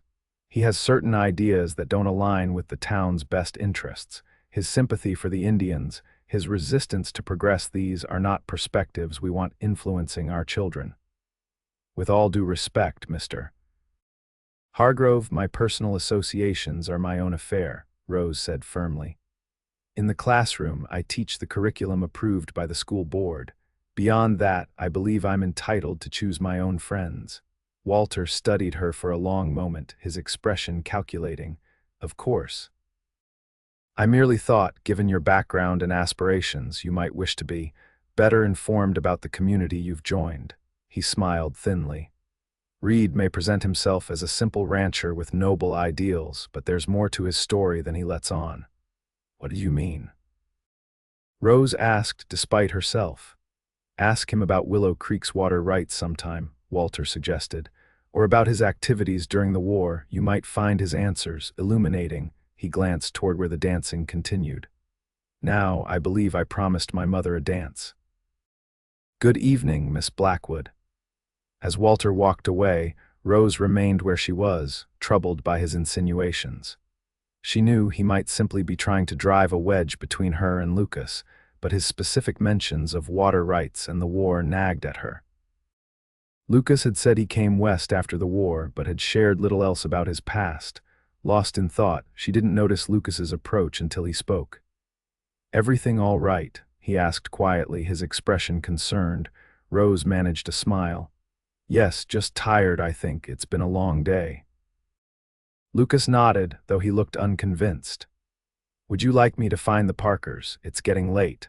Please, Rose replied, suddenly eager for the comfort and simplicity of the Parker home, away from Walter's insinuations and her own confusing feelings. As they walked back toward the gathering, Lucas kept a respectful distance, and Rose found herself missing the easy companionship they had shared earlier. Walter's words had cast a shadow, raising questions she wasn't sure she had the right to ask. The ride back to town was quiet, with Rose pleading fatigue to avoid conversation. In truth, her mind was racing, replaying every interaction she'd had with Lucas, trying to reconcile the man she was coming to care for with Walter's veiled accusations. That night, as she lay in bed, Rose reminded herself that Walter Hargrove clearly had his own agenda and reasons to disparage Lucas. Yet she couldn't shake the feeling that there were aspects of Lucas Reed that remained hidden from her parts of his story she had yet to learn. Despite her misgivings, as she drifted toward sleep, it was the memory of dancing in Lucas's arms beneath the star-filled sky that followed her into dreams, not Walter Hargrove's troubling insinuations. The following week brought summer in earnest to Willow Creek, with warm days and mild evenings that kept the townspeople outdoors long after sunset. The school term continued successfully, with Rose finding increasing satisfaction in her students' progress. Even Walter seemed to have temporarily reduced his scrutiny, occupied with some business matter that took him to Cheyenne for several days. Lucas hadn't come to town since the barn raising, and Rose found herself missing his visits to the schoolhouse. She told herself it was natural he had become a friend and supporter of her work, but in her heart, she knew her feelings ran deeper than mere friendship. On Thursday afternoon, as Rose was tidying the schoolhouse after dismissal, Helen arrived unexpectedly. "I thought I'd walk you home today," she said, though something in her expression made Rose suspect she had news to share. "Is everything all right?" Rose asked as they set off toward the Parker home. Helen glanced around to ensure they weren't overheard. "There's been some trouble at Lucas Reed's ranch," she said in a low voice. "James heard about it at the feed store this morning. Someone cut his fences during the night and scattered part of his herd. He and his men spent all day rounding them up." Rose frowned, concerned. "That's terrible." "Was anyone hurt?" "No, thankfully, but it's a serious matter. Cattle rustling is bad enough, but this seems more like deliberate harassment." Helen's expression was troubled.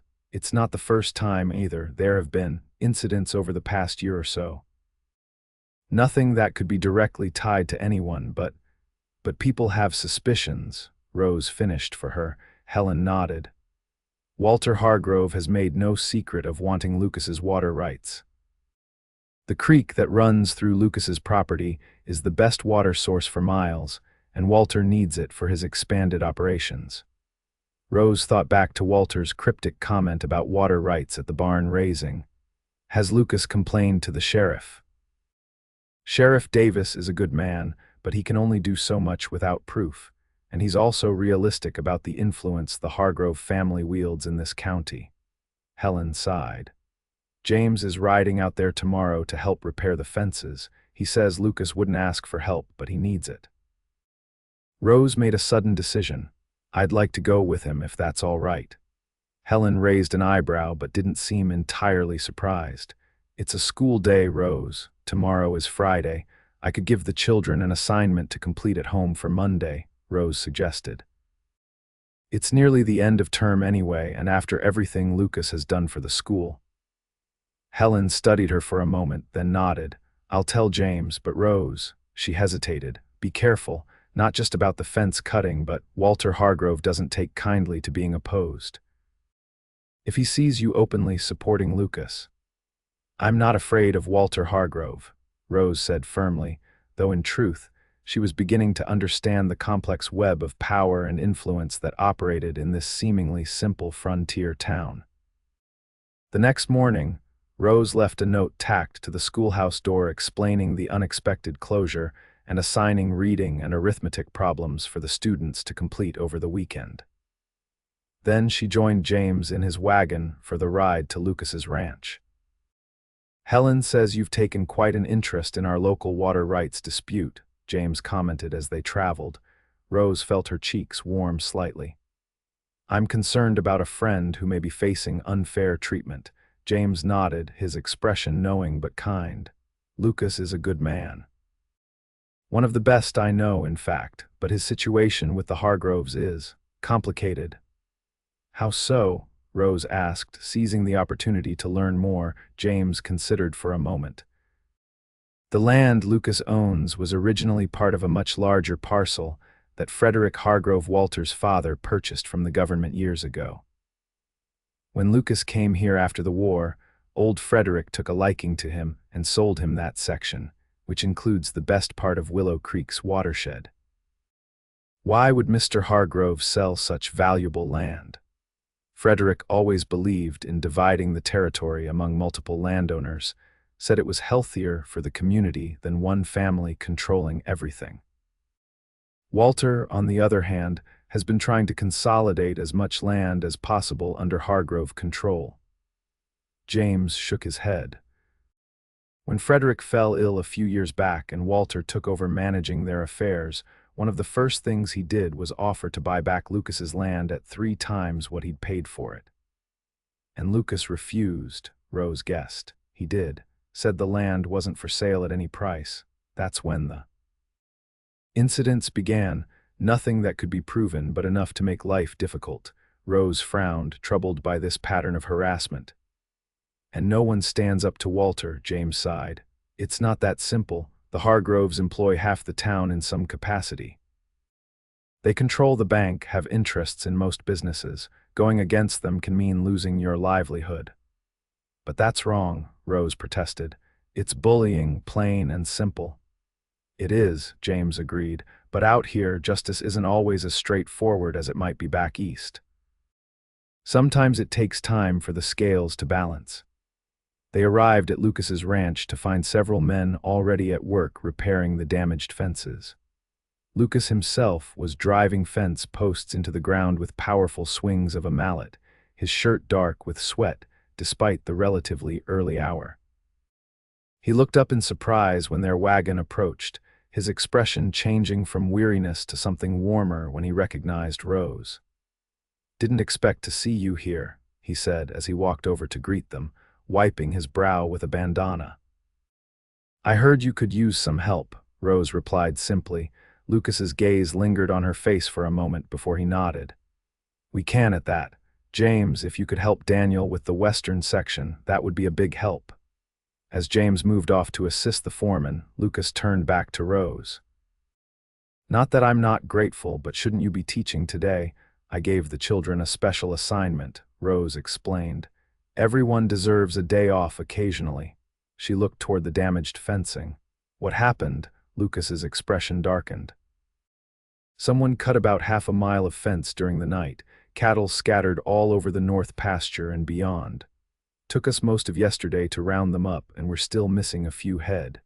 Do you know who did it?" His eyes met hers directly. "I have my suspicions."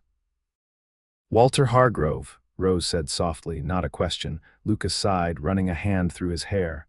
"Not directly. Walter wouldn't dirty his own hands, but he employs men who aren't particular about how they earn their pay. You should report this to the sheriff," Rose insisted. "And say what?" "That someone cut my fence, but I didn't see who." Lucas shook his head. "Sheriff Davis is a good man, but he needs evidence to act on. This isn't right, Lucas. You can't just let this continue." "I don't intend to," he said, his voice hardening slightly. "But I'll handle it my own way in my own time." His expression softened as he looked at her. "I appreciate your concern, Rose, but this isn't your fight. Friends help each other," she replied simply. "Now, how can I be useful? I may not know much about fence repair, but I'm a quick learner." After a moment's hesitation, Lucas nodded. "We could use help with preparing a meal for the men. Maria would probably appreciate the company, too. She's been feeling poorly with the pregnancy." Rose agreed, though part of her had wanted to work alongside Lucas, to show him she wasn't just a delicate Eastern schoolteacher. But she understood that feeding the workers was essential work too, and she was eager to meet Maria properly, having only briefly been introduced at the barn raising. She found Maria in the ranch house kitchen, a pretty young woman with a warm smile despite her obvious fatigue.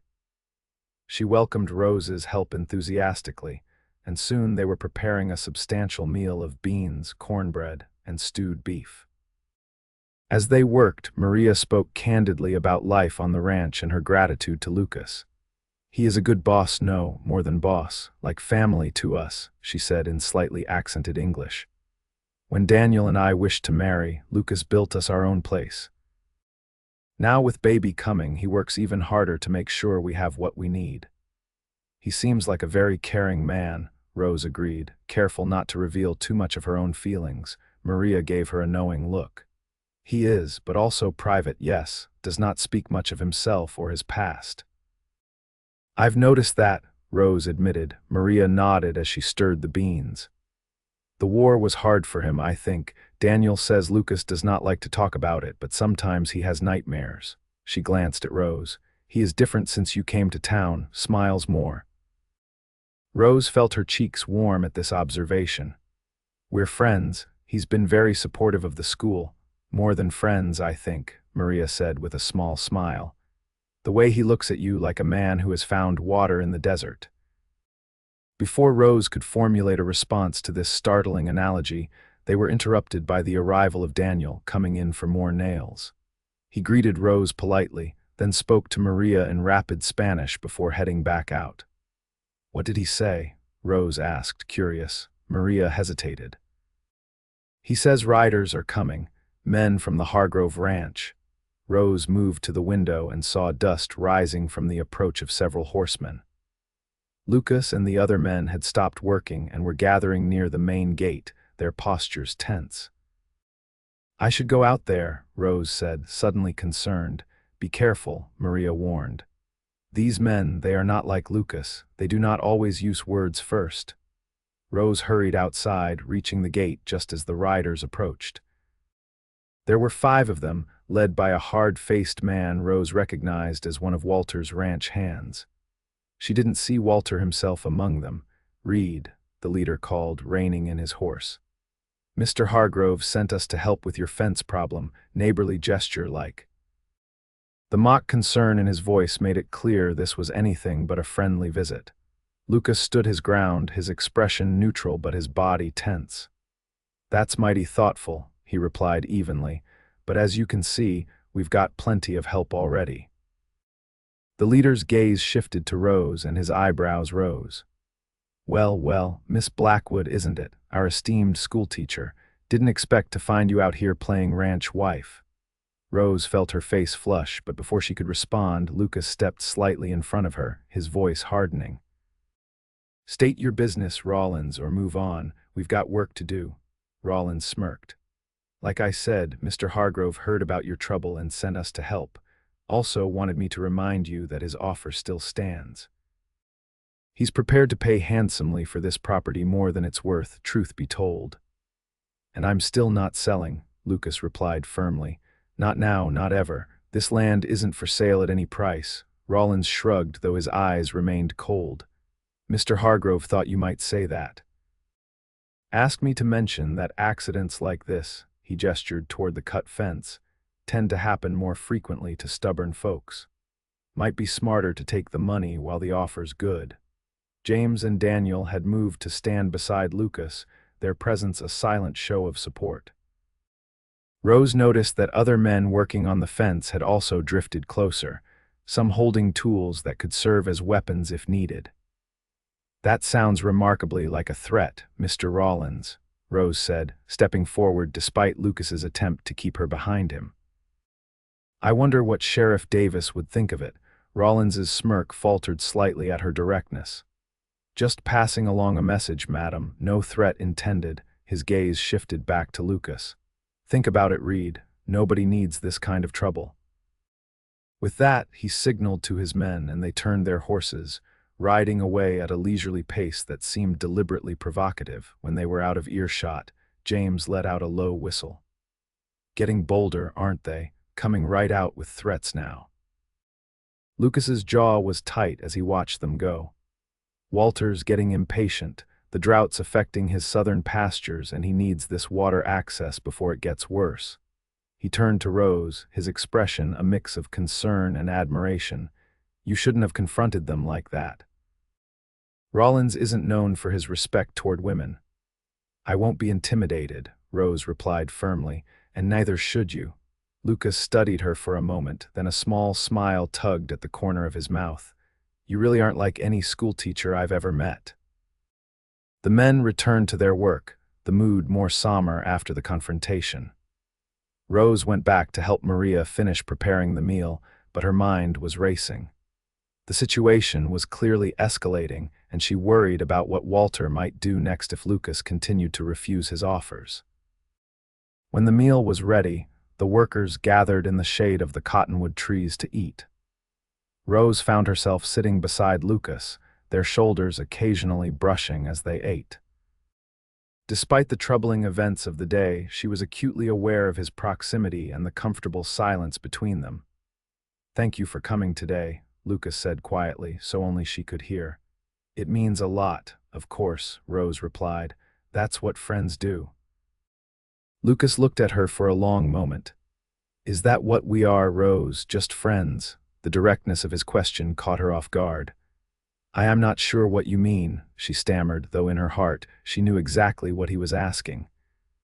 Before Lucas could respond, they were interrupted by one of the ranch hands calling his name, needing guidance on the next section of fence. Lucas hesitated, his eyes still on Rose's face, then reluctantly stood. "We should talk," he said softly. "Later, when there's more time." Rose nodded, her heart beating faster at the promise in his words. As Lucas walked away to deal with the fence issue, she found herself wondering what he might say when they finally had that conversation, and what her own response would be. The rest of the day passed in steady work, with the fence repairs nearly complete by late afternoon. Rose had pitched in wherever she could, bringing water to the workers, helping Maria prepare a light supper for those who would remain, and even learning to hold fence wire taut while others secured it. As the sun began to lower in the sky, James approached Rose. "We should head back soon if we want to reach town before dark." Rose nodded, though she felt reluctant to leave. She hadn't had the chance to speak privately with Lucas since their interrupted conversation at lunch. Looking around, she spotted him by the barn, discussing something with Daniel. "I'll just say goodbye," she told James, walking toward the barn. Lucas looked up as she approached, excusing himself from Daniel. "Heading back to town?" he asked, his expression unreadable. "Yes, James is concerned about traveling after dark." Rose hesitated, then added, "I'm glad I came today." "I hope the repairs hold." "They will." Lucas's gaze was intent. "Rose, about what I started to say earlier, I know," she interrupted gently. "And you're right, we should talk, but perhaps not here, not now, with so many others around." He nodded, understanding in his eyes. "Would you? Could I call on you properly? Tomorrow evening, perhaps?" The formal request, so unexpected from this usually straightforward man, touched Rose deeply. "I'd like that," she replied softly. "I'll come to the Parkers around 7, if that's suitable." "It is." For a moment they stood in silence, so much still unspoken between them. Then, with a glance toward where James was waiting by the wagon, Lucas reached out and briefly took her hand, his calloused fingers warm against hers. "Thank you, Rose, not just for today, but for—" He seemed to search for the right words, "for seeing me, the real me, not just what others say." The simple sincerity of his words moved her more than any elaborate declaration could have. "I could say the same to you, Lucas." Reluctantly, she withdrew her hand and moved toward the waiting wagon, feeling his eyes on her as she walked away. Despite the troubles of the day, the cut fences, the threats, the unresolved tension with the Hargroves, Rose felt a growing certainty about one thing. Her feelings for Lucas Reed went far beyond friendship, and tomorrow evening she would finally have the chance to tell him so. The ride back to town was quiet, both Rose and James lost in their own thoughts. As they approached Willow Creek, however, James broke the silence. "Rose, I feel I should warn you. Getting involved with Lucas even just by helping him today puts you at odds with Walter Hargrove. That could have consequences for your position at the school." Rose had already considered this. "I understand the risk, James, but I can't stand by while a good man is bullied, regardless of who's doing the bullying." James nodded, seeming unsurprised by her response. "Just wanted to make sure you knew what you might be facing. For what it's worth, I think Lucas is fortunate to have your support. He's been alone in this fight for too long." When they reached the Parker home, Helen was waiting anxiously on the porch. "Thank goodness you're back safely." "I've been worried all day." She ushered them inside, where the children greeted them enthusiastically, Samuel particularly eager to hear about the fence repairs. After the children were in bed, Helen cornered Rose in the kitchen as she prepared a cup of tea. James told me about the confrontation with Hargrove's men, and that Lucas is calling on you tomorrow evening. Rose nodded, unable to keep a small smile from her face despite the seriousness of the situation. He is. Helen studied her cousin thoughtfully. You care for him, don't you? More than just as a friend. I do, Rose admitted, saying it aloud for the first time. He's unlike anyone I've ever known, Helen. He's honest and kind and principled, and when I'm with him, I feel. She searched for the right words. I feel like I can be my true self without pretense or expectations. That's a rare gift, Helen said softly, and I believe you offer him the same. She hesitated. But Rose, you should know that Walter Hargrove was here earlier looking for you. Rose's happiness dimmed slightly. What did he want? He didn't say specifically, just that he had important school matters to discuss and would return tomorrow. Helen's expression was concerned. I don't think it's a coincidence that he came looking for you the same day you were helping at Lucas's ranch. Probably not, Rose agreed, but I won't be intimidated by him, Helen. Walter Hargrove doesn't own this town, no matter what he believes. Helen squeezed her hand. Just be careful, cousin. Walter is used to getting his way, and he has ways of making life difficult for those who oppose him. Despite Helen's warnings, Rose slept well that night, her dreams filled with images of Lucas and the promise of their conversation to come. The next morning, she busied herself helping Helen with household chores and spending time with the Parker children. But as the day progressed, her anticipation grew. By late afternoon, she was carefully preparing for Lucas's visit, selecting a pretty but simple blue dress that brought out the color of her eyes, and arranging her hair in a softer style than her usual schoolteacher bun. You look lovely, Helen assured her as Rose fretted over her appearance. Stop worrying. Before Rose could respond, there was a knock at the front door. She glanced at the clock, barely 6, too early for Lucas. James answered the door, and Rose heard Walter Hargrove's voice in the entryway. Her heart sank, of all the times for him to return. Miss Blackwood, Walter greeted her as he entered the parlor, hat in hand. I hope I'm not interrupting. Actually, Mr. Hargrove, I'm expecting another visitor shortly, Rose replied, not bothering to hide her displeasure at his arrival. This won't take long, Walter assured her, though he made no move to leave. I merely wanted to discuss a matter of some importance regarding your position at the school. Rose steeled herself, suspecting what was coming. What matter would that be? Walter's expression hardened slightly. It has come to the school board's attention that you were observed yesterday at Lucas Reed's ranch, during school hours when you should have been teaching. Moreover, you were present during an altercation with employees of my ranch. I gave the children an assignment to complete at home, Rose replied calmly. As for the altercation, if you're referring to your men delivering thinly veiled threats to Mr. Reed, then yes, I witnessed that. Walter's eyes narrowed at her directness. The point, Miss Blackwood, is that your actions reflect poorly on the school. The board is concerned about your judgment and your associations. Are you threatening my position, Mr. Hargrove? Not at all, Walter replied smoothly, merely expressing concern. Your teaching has been satisfactory thus far, but your personal conduct must also meet the community's standards.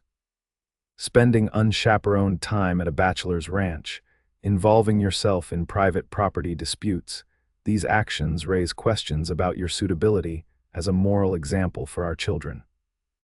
Rose felt her temper rising but kept her voice level. Mr. Hargrove, I was not unchaperoned. James Parker was present the entire time, as were numerous workers and Mr. Reed's foreman and his wife. As for involving myself in property disputes, if you're referring to the criminal vandalism of Mr. Reed's fences, perhaps that's a matter better discussed with Sheriff Davis. Walter's expression tightened, but before he could respond, there was another knock at the door. James, who had remained in the room during the tense exchange, went to answer it.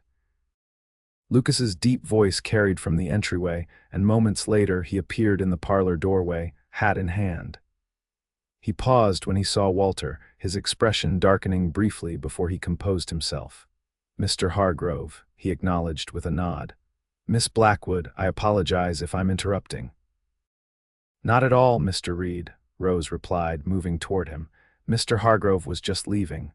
Walter made no move to go. Instead, he looked between Rose and Lucas, a calculating expression on his face. I see. Well, this is illuminating. Your interest in Reed explains much about your recent actions, Miss Blackwood. My personal associations are not subject to the school board's approval, Rose said firmly. Perhaps not, Walter conceded with a cold smile, but your continued employment is. The board meets Monday evening. I suggest you consider carefully where your priorities lie before then. He settled his hat on his head. Good evening, Miss Blackwood, Reed. After Walter departed, an uncomfortable silence filled the parlor. James tactfully excused himself, leaving Rose and Lucas alone. I'm sorry, Lucas said quietly. I didn't mean to cause problems for you with the school board. Rose shook her head. You didn't. Walter Hargrove's pettiness is not your responsibility. She gestured toward the settee. Please sit down. Would you care for some tea? Lucas declined the tea but took a seat, his posture somewhat stiff, as if unused to formal social calls. Rose sat beside him, close enough to talk quietly but maintaining a proper distance. I take it the fence repairs are holding, she asked, trying to ease into conversation. They are, Lucas confirmed. Thanks in part to your help yesterday. He hesitated, then added, Rose, about what Walter said the school board meeting on Monday. If your association with me is putting your position at risk. Then that's a risk I'm willing to take, Rose interrupted firmly. Lucas, I didn't come west to exchange one set of social constraints for another. In Boston, I was expected to make a suitable marriage, maintain appearances, and accept limitations on my choices. I won't do that here. Lucas studied her face, his expression softening. You're a remarkable woman, Rose Blackwood, braver than most men I know. Rose smiled slightly. Not brave, just stubborn. My father always said it would be my downfall. I think it might be your strength, Lucas countered. He took a deep breath as if gathering courage. Rose, I asked to call on you tonight because I wanted to speak plainly about my feelings. I'm not a man of fancy words or grand gestures, but I want you to know that I care for you deeply more than I thought possible after such a short acquaintance. Rose's heart quickened at his directness. I care for you too, Lucas, very much. He reached for her hand, holding it gently in his larger one. When I came west after the war, I'd given up on finding happiness or peace. I built my ranch, made a decent life, but something was always missing. His eyes, warm and sincere, held hers. Then you arrived on that stagecoach and everything changed. For me as well, Rose admitted softly. After Thomas, my former fiancé, broke our engagement when my father's finances failed, I thought perhaps I wasn't meant for love or marriage. I came here focused only on teaching, on building a new life for myself. She smiled. I wasn't expecting you, Lucas Reed. There's something between us, Rose, something real and true. I feel it every time we're together. His thumb gently stroked the back of her hand. But Walter Hargrove is a powerful enemy to make, if pursuing a relationship with me costs you your position at the school. Then I'll find another way to teach, Rose said firmly. There are other schools, other towns, but there's only one you, Lucas. The intensity in his eyes made her breath catch. Slowly, as if giving her time to object, Lucas leaned forward and pressed his lips to hers in a gentle kiss. Rose responded instinctively, her free hand coming up to rest against his chest, feeling the steady beat of his heart beneath her palm. The kiss was brief but profound, a promise and a declaration all at once. When they parted, Lucas kept her hand in his expression both tender and resolute. Whatever comes on Monday, whatever Walter Hargrove tries to do, we'll face it together, he promised. I won't let him hurt you because of me. Nor will I stand by while he tries to bully you out of your land, Rose replied. There must be a way to stop him, Lucas. Some legal recourse against these accidents and threats, Lucas sighed. Without proof, it's difficult. Walter is careful he never dirties his own hands, and his men are loyal, or at least well paid for their silence. Rose thought for a moment. What if we could get proof, document the pattern of harassment, gather statements from witnesses? To what end? Even with proof, Walter has influence with the territorial judges, connections in the capital. Lucas shook his head.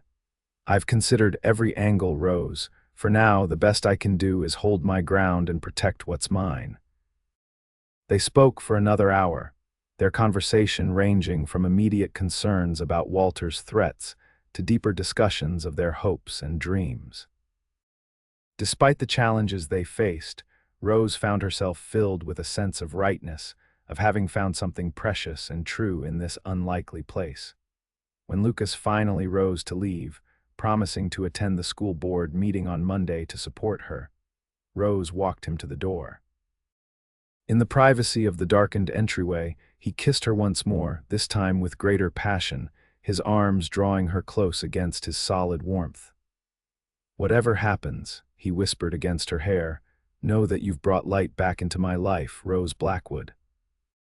As she watched him ride away into the summer night, Rose felt both trepidation about Monday's confrontation and a deep certainty about her feelings for Lucas. Whatever Walter Hargrove might do, she wouldn't let him separate them or force Lucas from his land. There had to be a solution, and together they would find it. Sunday passed in a blur of anticipation and worry. Rose attended church with the Parkers, conscious of the curious glances and whispered conversations that followed her. News of Lucas's call and Walter's displeasure had clearly spread through the small community.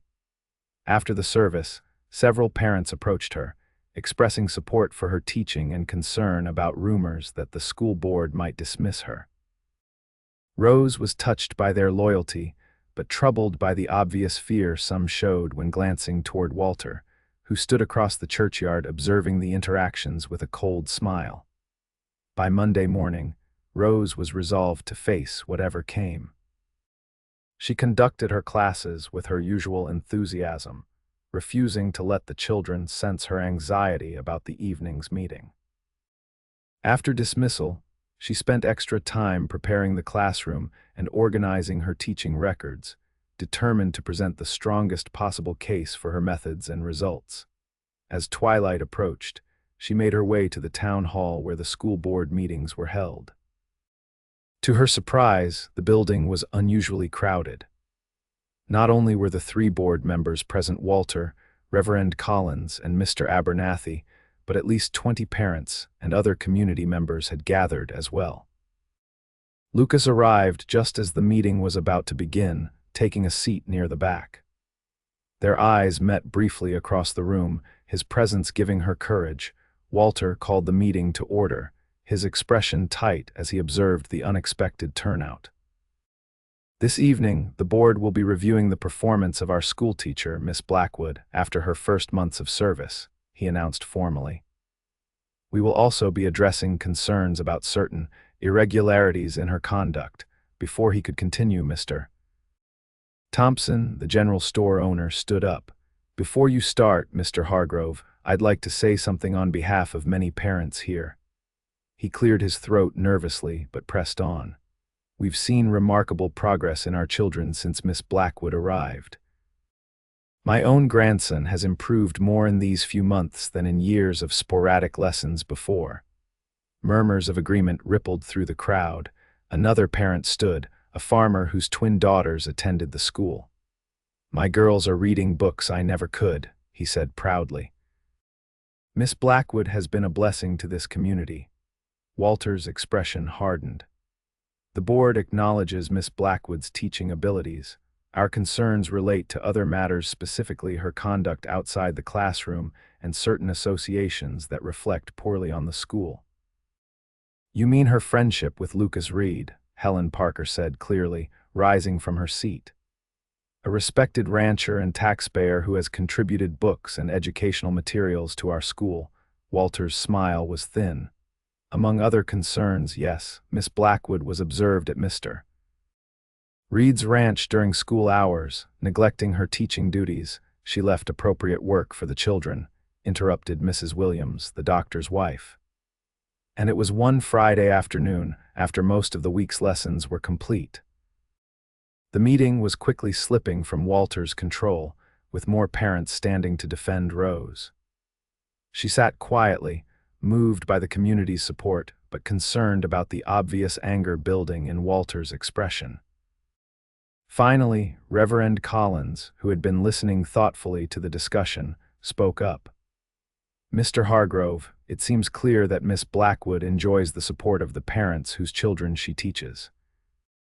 While propriety is certainly important for someone in her position, I've observed nothing in her conduct that warrants dismissal." "I agree," added Mr. Abernathy, the third board member. "The school is flourishing under her guidance, whatever personal opinions we might have about her, friendships. They don't appear to be affecting her work." Walter's face flushed with anger. "This is not simply about her teaching, it's about the example she sets, the values she represents." He turned to Rose directly.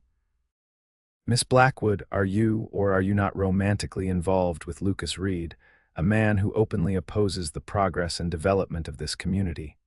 The room fell silent, all eyes turning to Rose.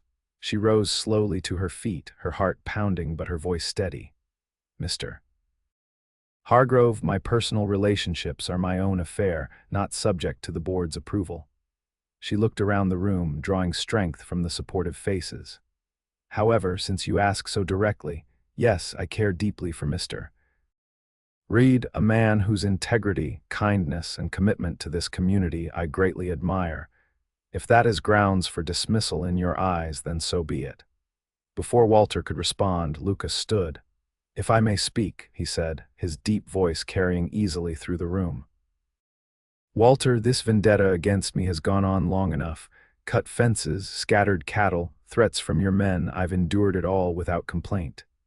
But now you're threatening Miss Blackwood's position because of her association with me, and that crosses a line." Walter's expression was cold. "I don't know what you're talking about, Reed. If you've had trouble with your ranch, perhaps your management is at fault." "We all know what's happening," Lucas replied evenly. "You want my water rights, you've made that clear for years. But using your position on the school board to pressure Miss Blackwood, that's low, even for you." Murmurs rippled through the crowd. Sheriff Davis, who had been sitting quietly near the door, stood up. "Is this true, Lucas? You've had vandalism at your ranch." "Cut fences last week," Lucas confirmed. "Cattle scattered, and a visit from Rollins and some of Walter's other hands delivering what amounted to threats if I don't sell to Walter." The sheriff's expression hardened. "Why wasn't this reported to me?" "Without witnesses or proof, what could you do?" Lucas asked simply. "I was a witness," Rose said clearly. "I was present when Mr. Hargrove's men came to the ranch and threatened Mr. Reed. They explicitly connected the fence cutting to his refusal to sell his land." Walter stood abruptly. "This is preposterous. Reed has always resented my family's success. Now he's fabricating stories and turning the schoolteacher against me with his frontier charm." He looked around the room. "Are you all so blind? He's blocking progress, preventing the expansion that would bring prosperity to all of us." "At what cost, Walter?" came a new voice from the doorway. Eleanor Hargrove, Walter's mother, entered the room, leaning on a cane but holding herself proudly. "At the cost of intimidation. Of destroying a man's livelihood because he won't bend to your will." The room fell silent as Eleanor made her way slowly to the front, her presence commanding respect from all present. "Mother," Walter said tightly, "this doesn't concern you, you should be resting." "It very much concerns me," Eleanor replied firmly. "The Hargrove name means something in this community, or it used to. Your father built our ranch through hard work and fair dealing, not through threats and coercion." She turned to address the room at large. "My son has forgotten the values his father lived by. Frederick sold that land to Lucas Reed because he saw in him the same qualities he valued: integrity, determination, respect for the land." Her gaze returned to Walter, disappointment evident in her expression. "Your father would be ashamed of what you've become, Walter." Walter's face flushed with anger and embarrassment. "Mother, you don't understand." "I understand perfectly," Eleanor interrupted, "and it stops now." She reached into her reticule and withdrew a folded document. This is a legal declaration, witnessed by Judge Holloway when he visited last month. It affirms that, as Frederick Hargrove's widow and co-owner of all Hargrove properties, I withhold consent for any attempt to acquire Lucas Reed's land, now or in the future. She handed the document to Sheriff Davis. I've also instructed our lawyer to prepare documents guaranteeing water access rights to all properties adjoining Willow Creek in perpetuity. The shock on Walter's face was palpable. You can't do this, he protested. Father left me in charge of the ranch operations. With my oversight, Elena reminded him calmly. An oversight I've neglected while recovering from my illness. That ends today. She turned to Rose with a gentle smile. Miss Blackwood, I believe this resolves any concerns about your position at the school. Unless either Reverend Collins or Mr. Abernathy have objections. Both men quickly shook their heads, looking relieved that the confrontation was resolving itself without their direct intervention. Elena nodded. Then I believe this meeting is concluded. She turned back to Walter. Come, son, we have much to discuss privately. The authority in her voice brooked no argument. After a moment of tense silence, Walter followed his mother from the room, his expression a mix of fury and humiliation. As they departed, the tension in the room broke, replaced by a buzz of conversation. Sheriff Davis approached Lucas. I want a full report on these incidents at your ranch, Reed. If Hargrove's men have been breaking the law, they'll answer for it, regardless of who employs them. Lucas nodded, then made his way through the crowd to Rose's side. Are you all right? He asked quietly, concern evident in his eyes. I'm fine, she assured him, relief washing over her. Better than fine. I think we just witnessed the beginning of a new chapter for Willow Creek. Over the next hour, the impromptu gathering turned celebratory, with many community members approaching Rose to express their support and congratulate her on keeping her position. Others sought out Lucas, some apologizing for not standing with him sooner against Walter's intimidation. People were afraid, Lucas acknowledged later, as he walked Rose back to the Parker home under a star-filled sky. Walter controlled so much jobs, loans, business contracts. It wasn't easy for anyone to speak out. It took remarkable courage for Mrs. Hargrove to intervene as she did, Rose observed. I wouldn't have expected it from her. Lucas smiled slightly. Elena Hargrove has always been stronger than she appears. Frederick adored her, valued her opinion in all things.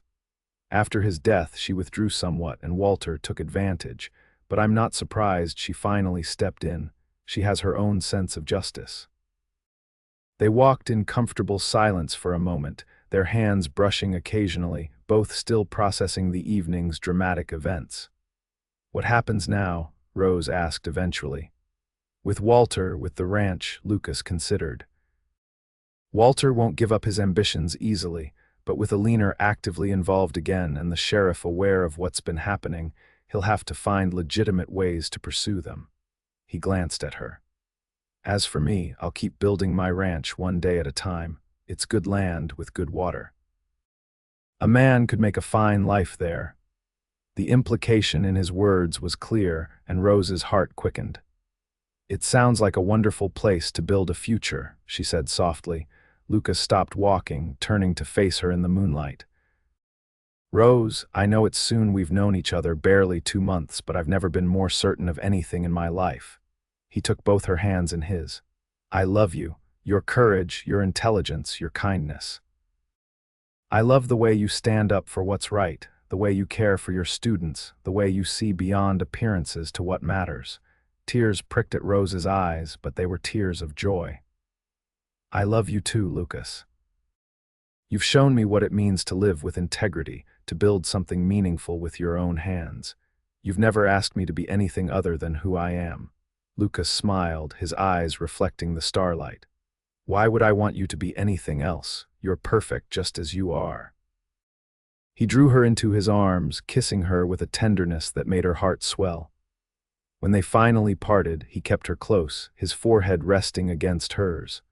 I'm not asking for your answer now, he he said quietly. "But someday soon, I hope to ask you to share my life, my home, my future.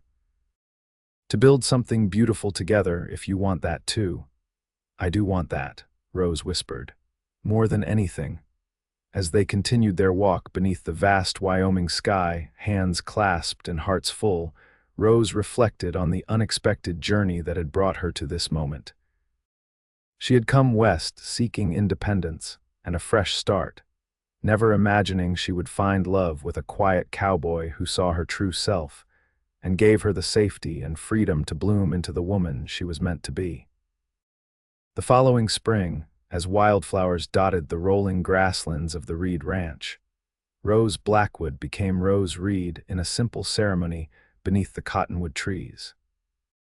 The entire community of Willow Creek gathered to celebrate, including Walter Hargrove, who had become an unexpected ally and friend in the months since the school board confrontation.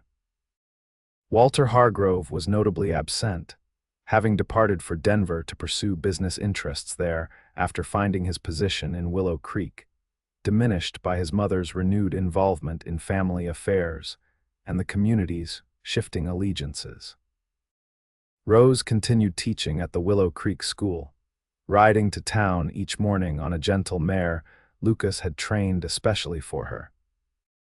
In the evenings, she returned to the ranch house they had expanded together, adding a library filled with books ordered from back east and a spacious kitchen where Rose experimented with recipes shared by Maria and other ranch wives.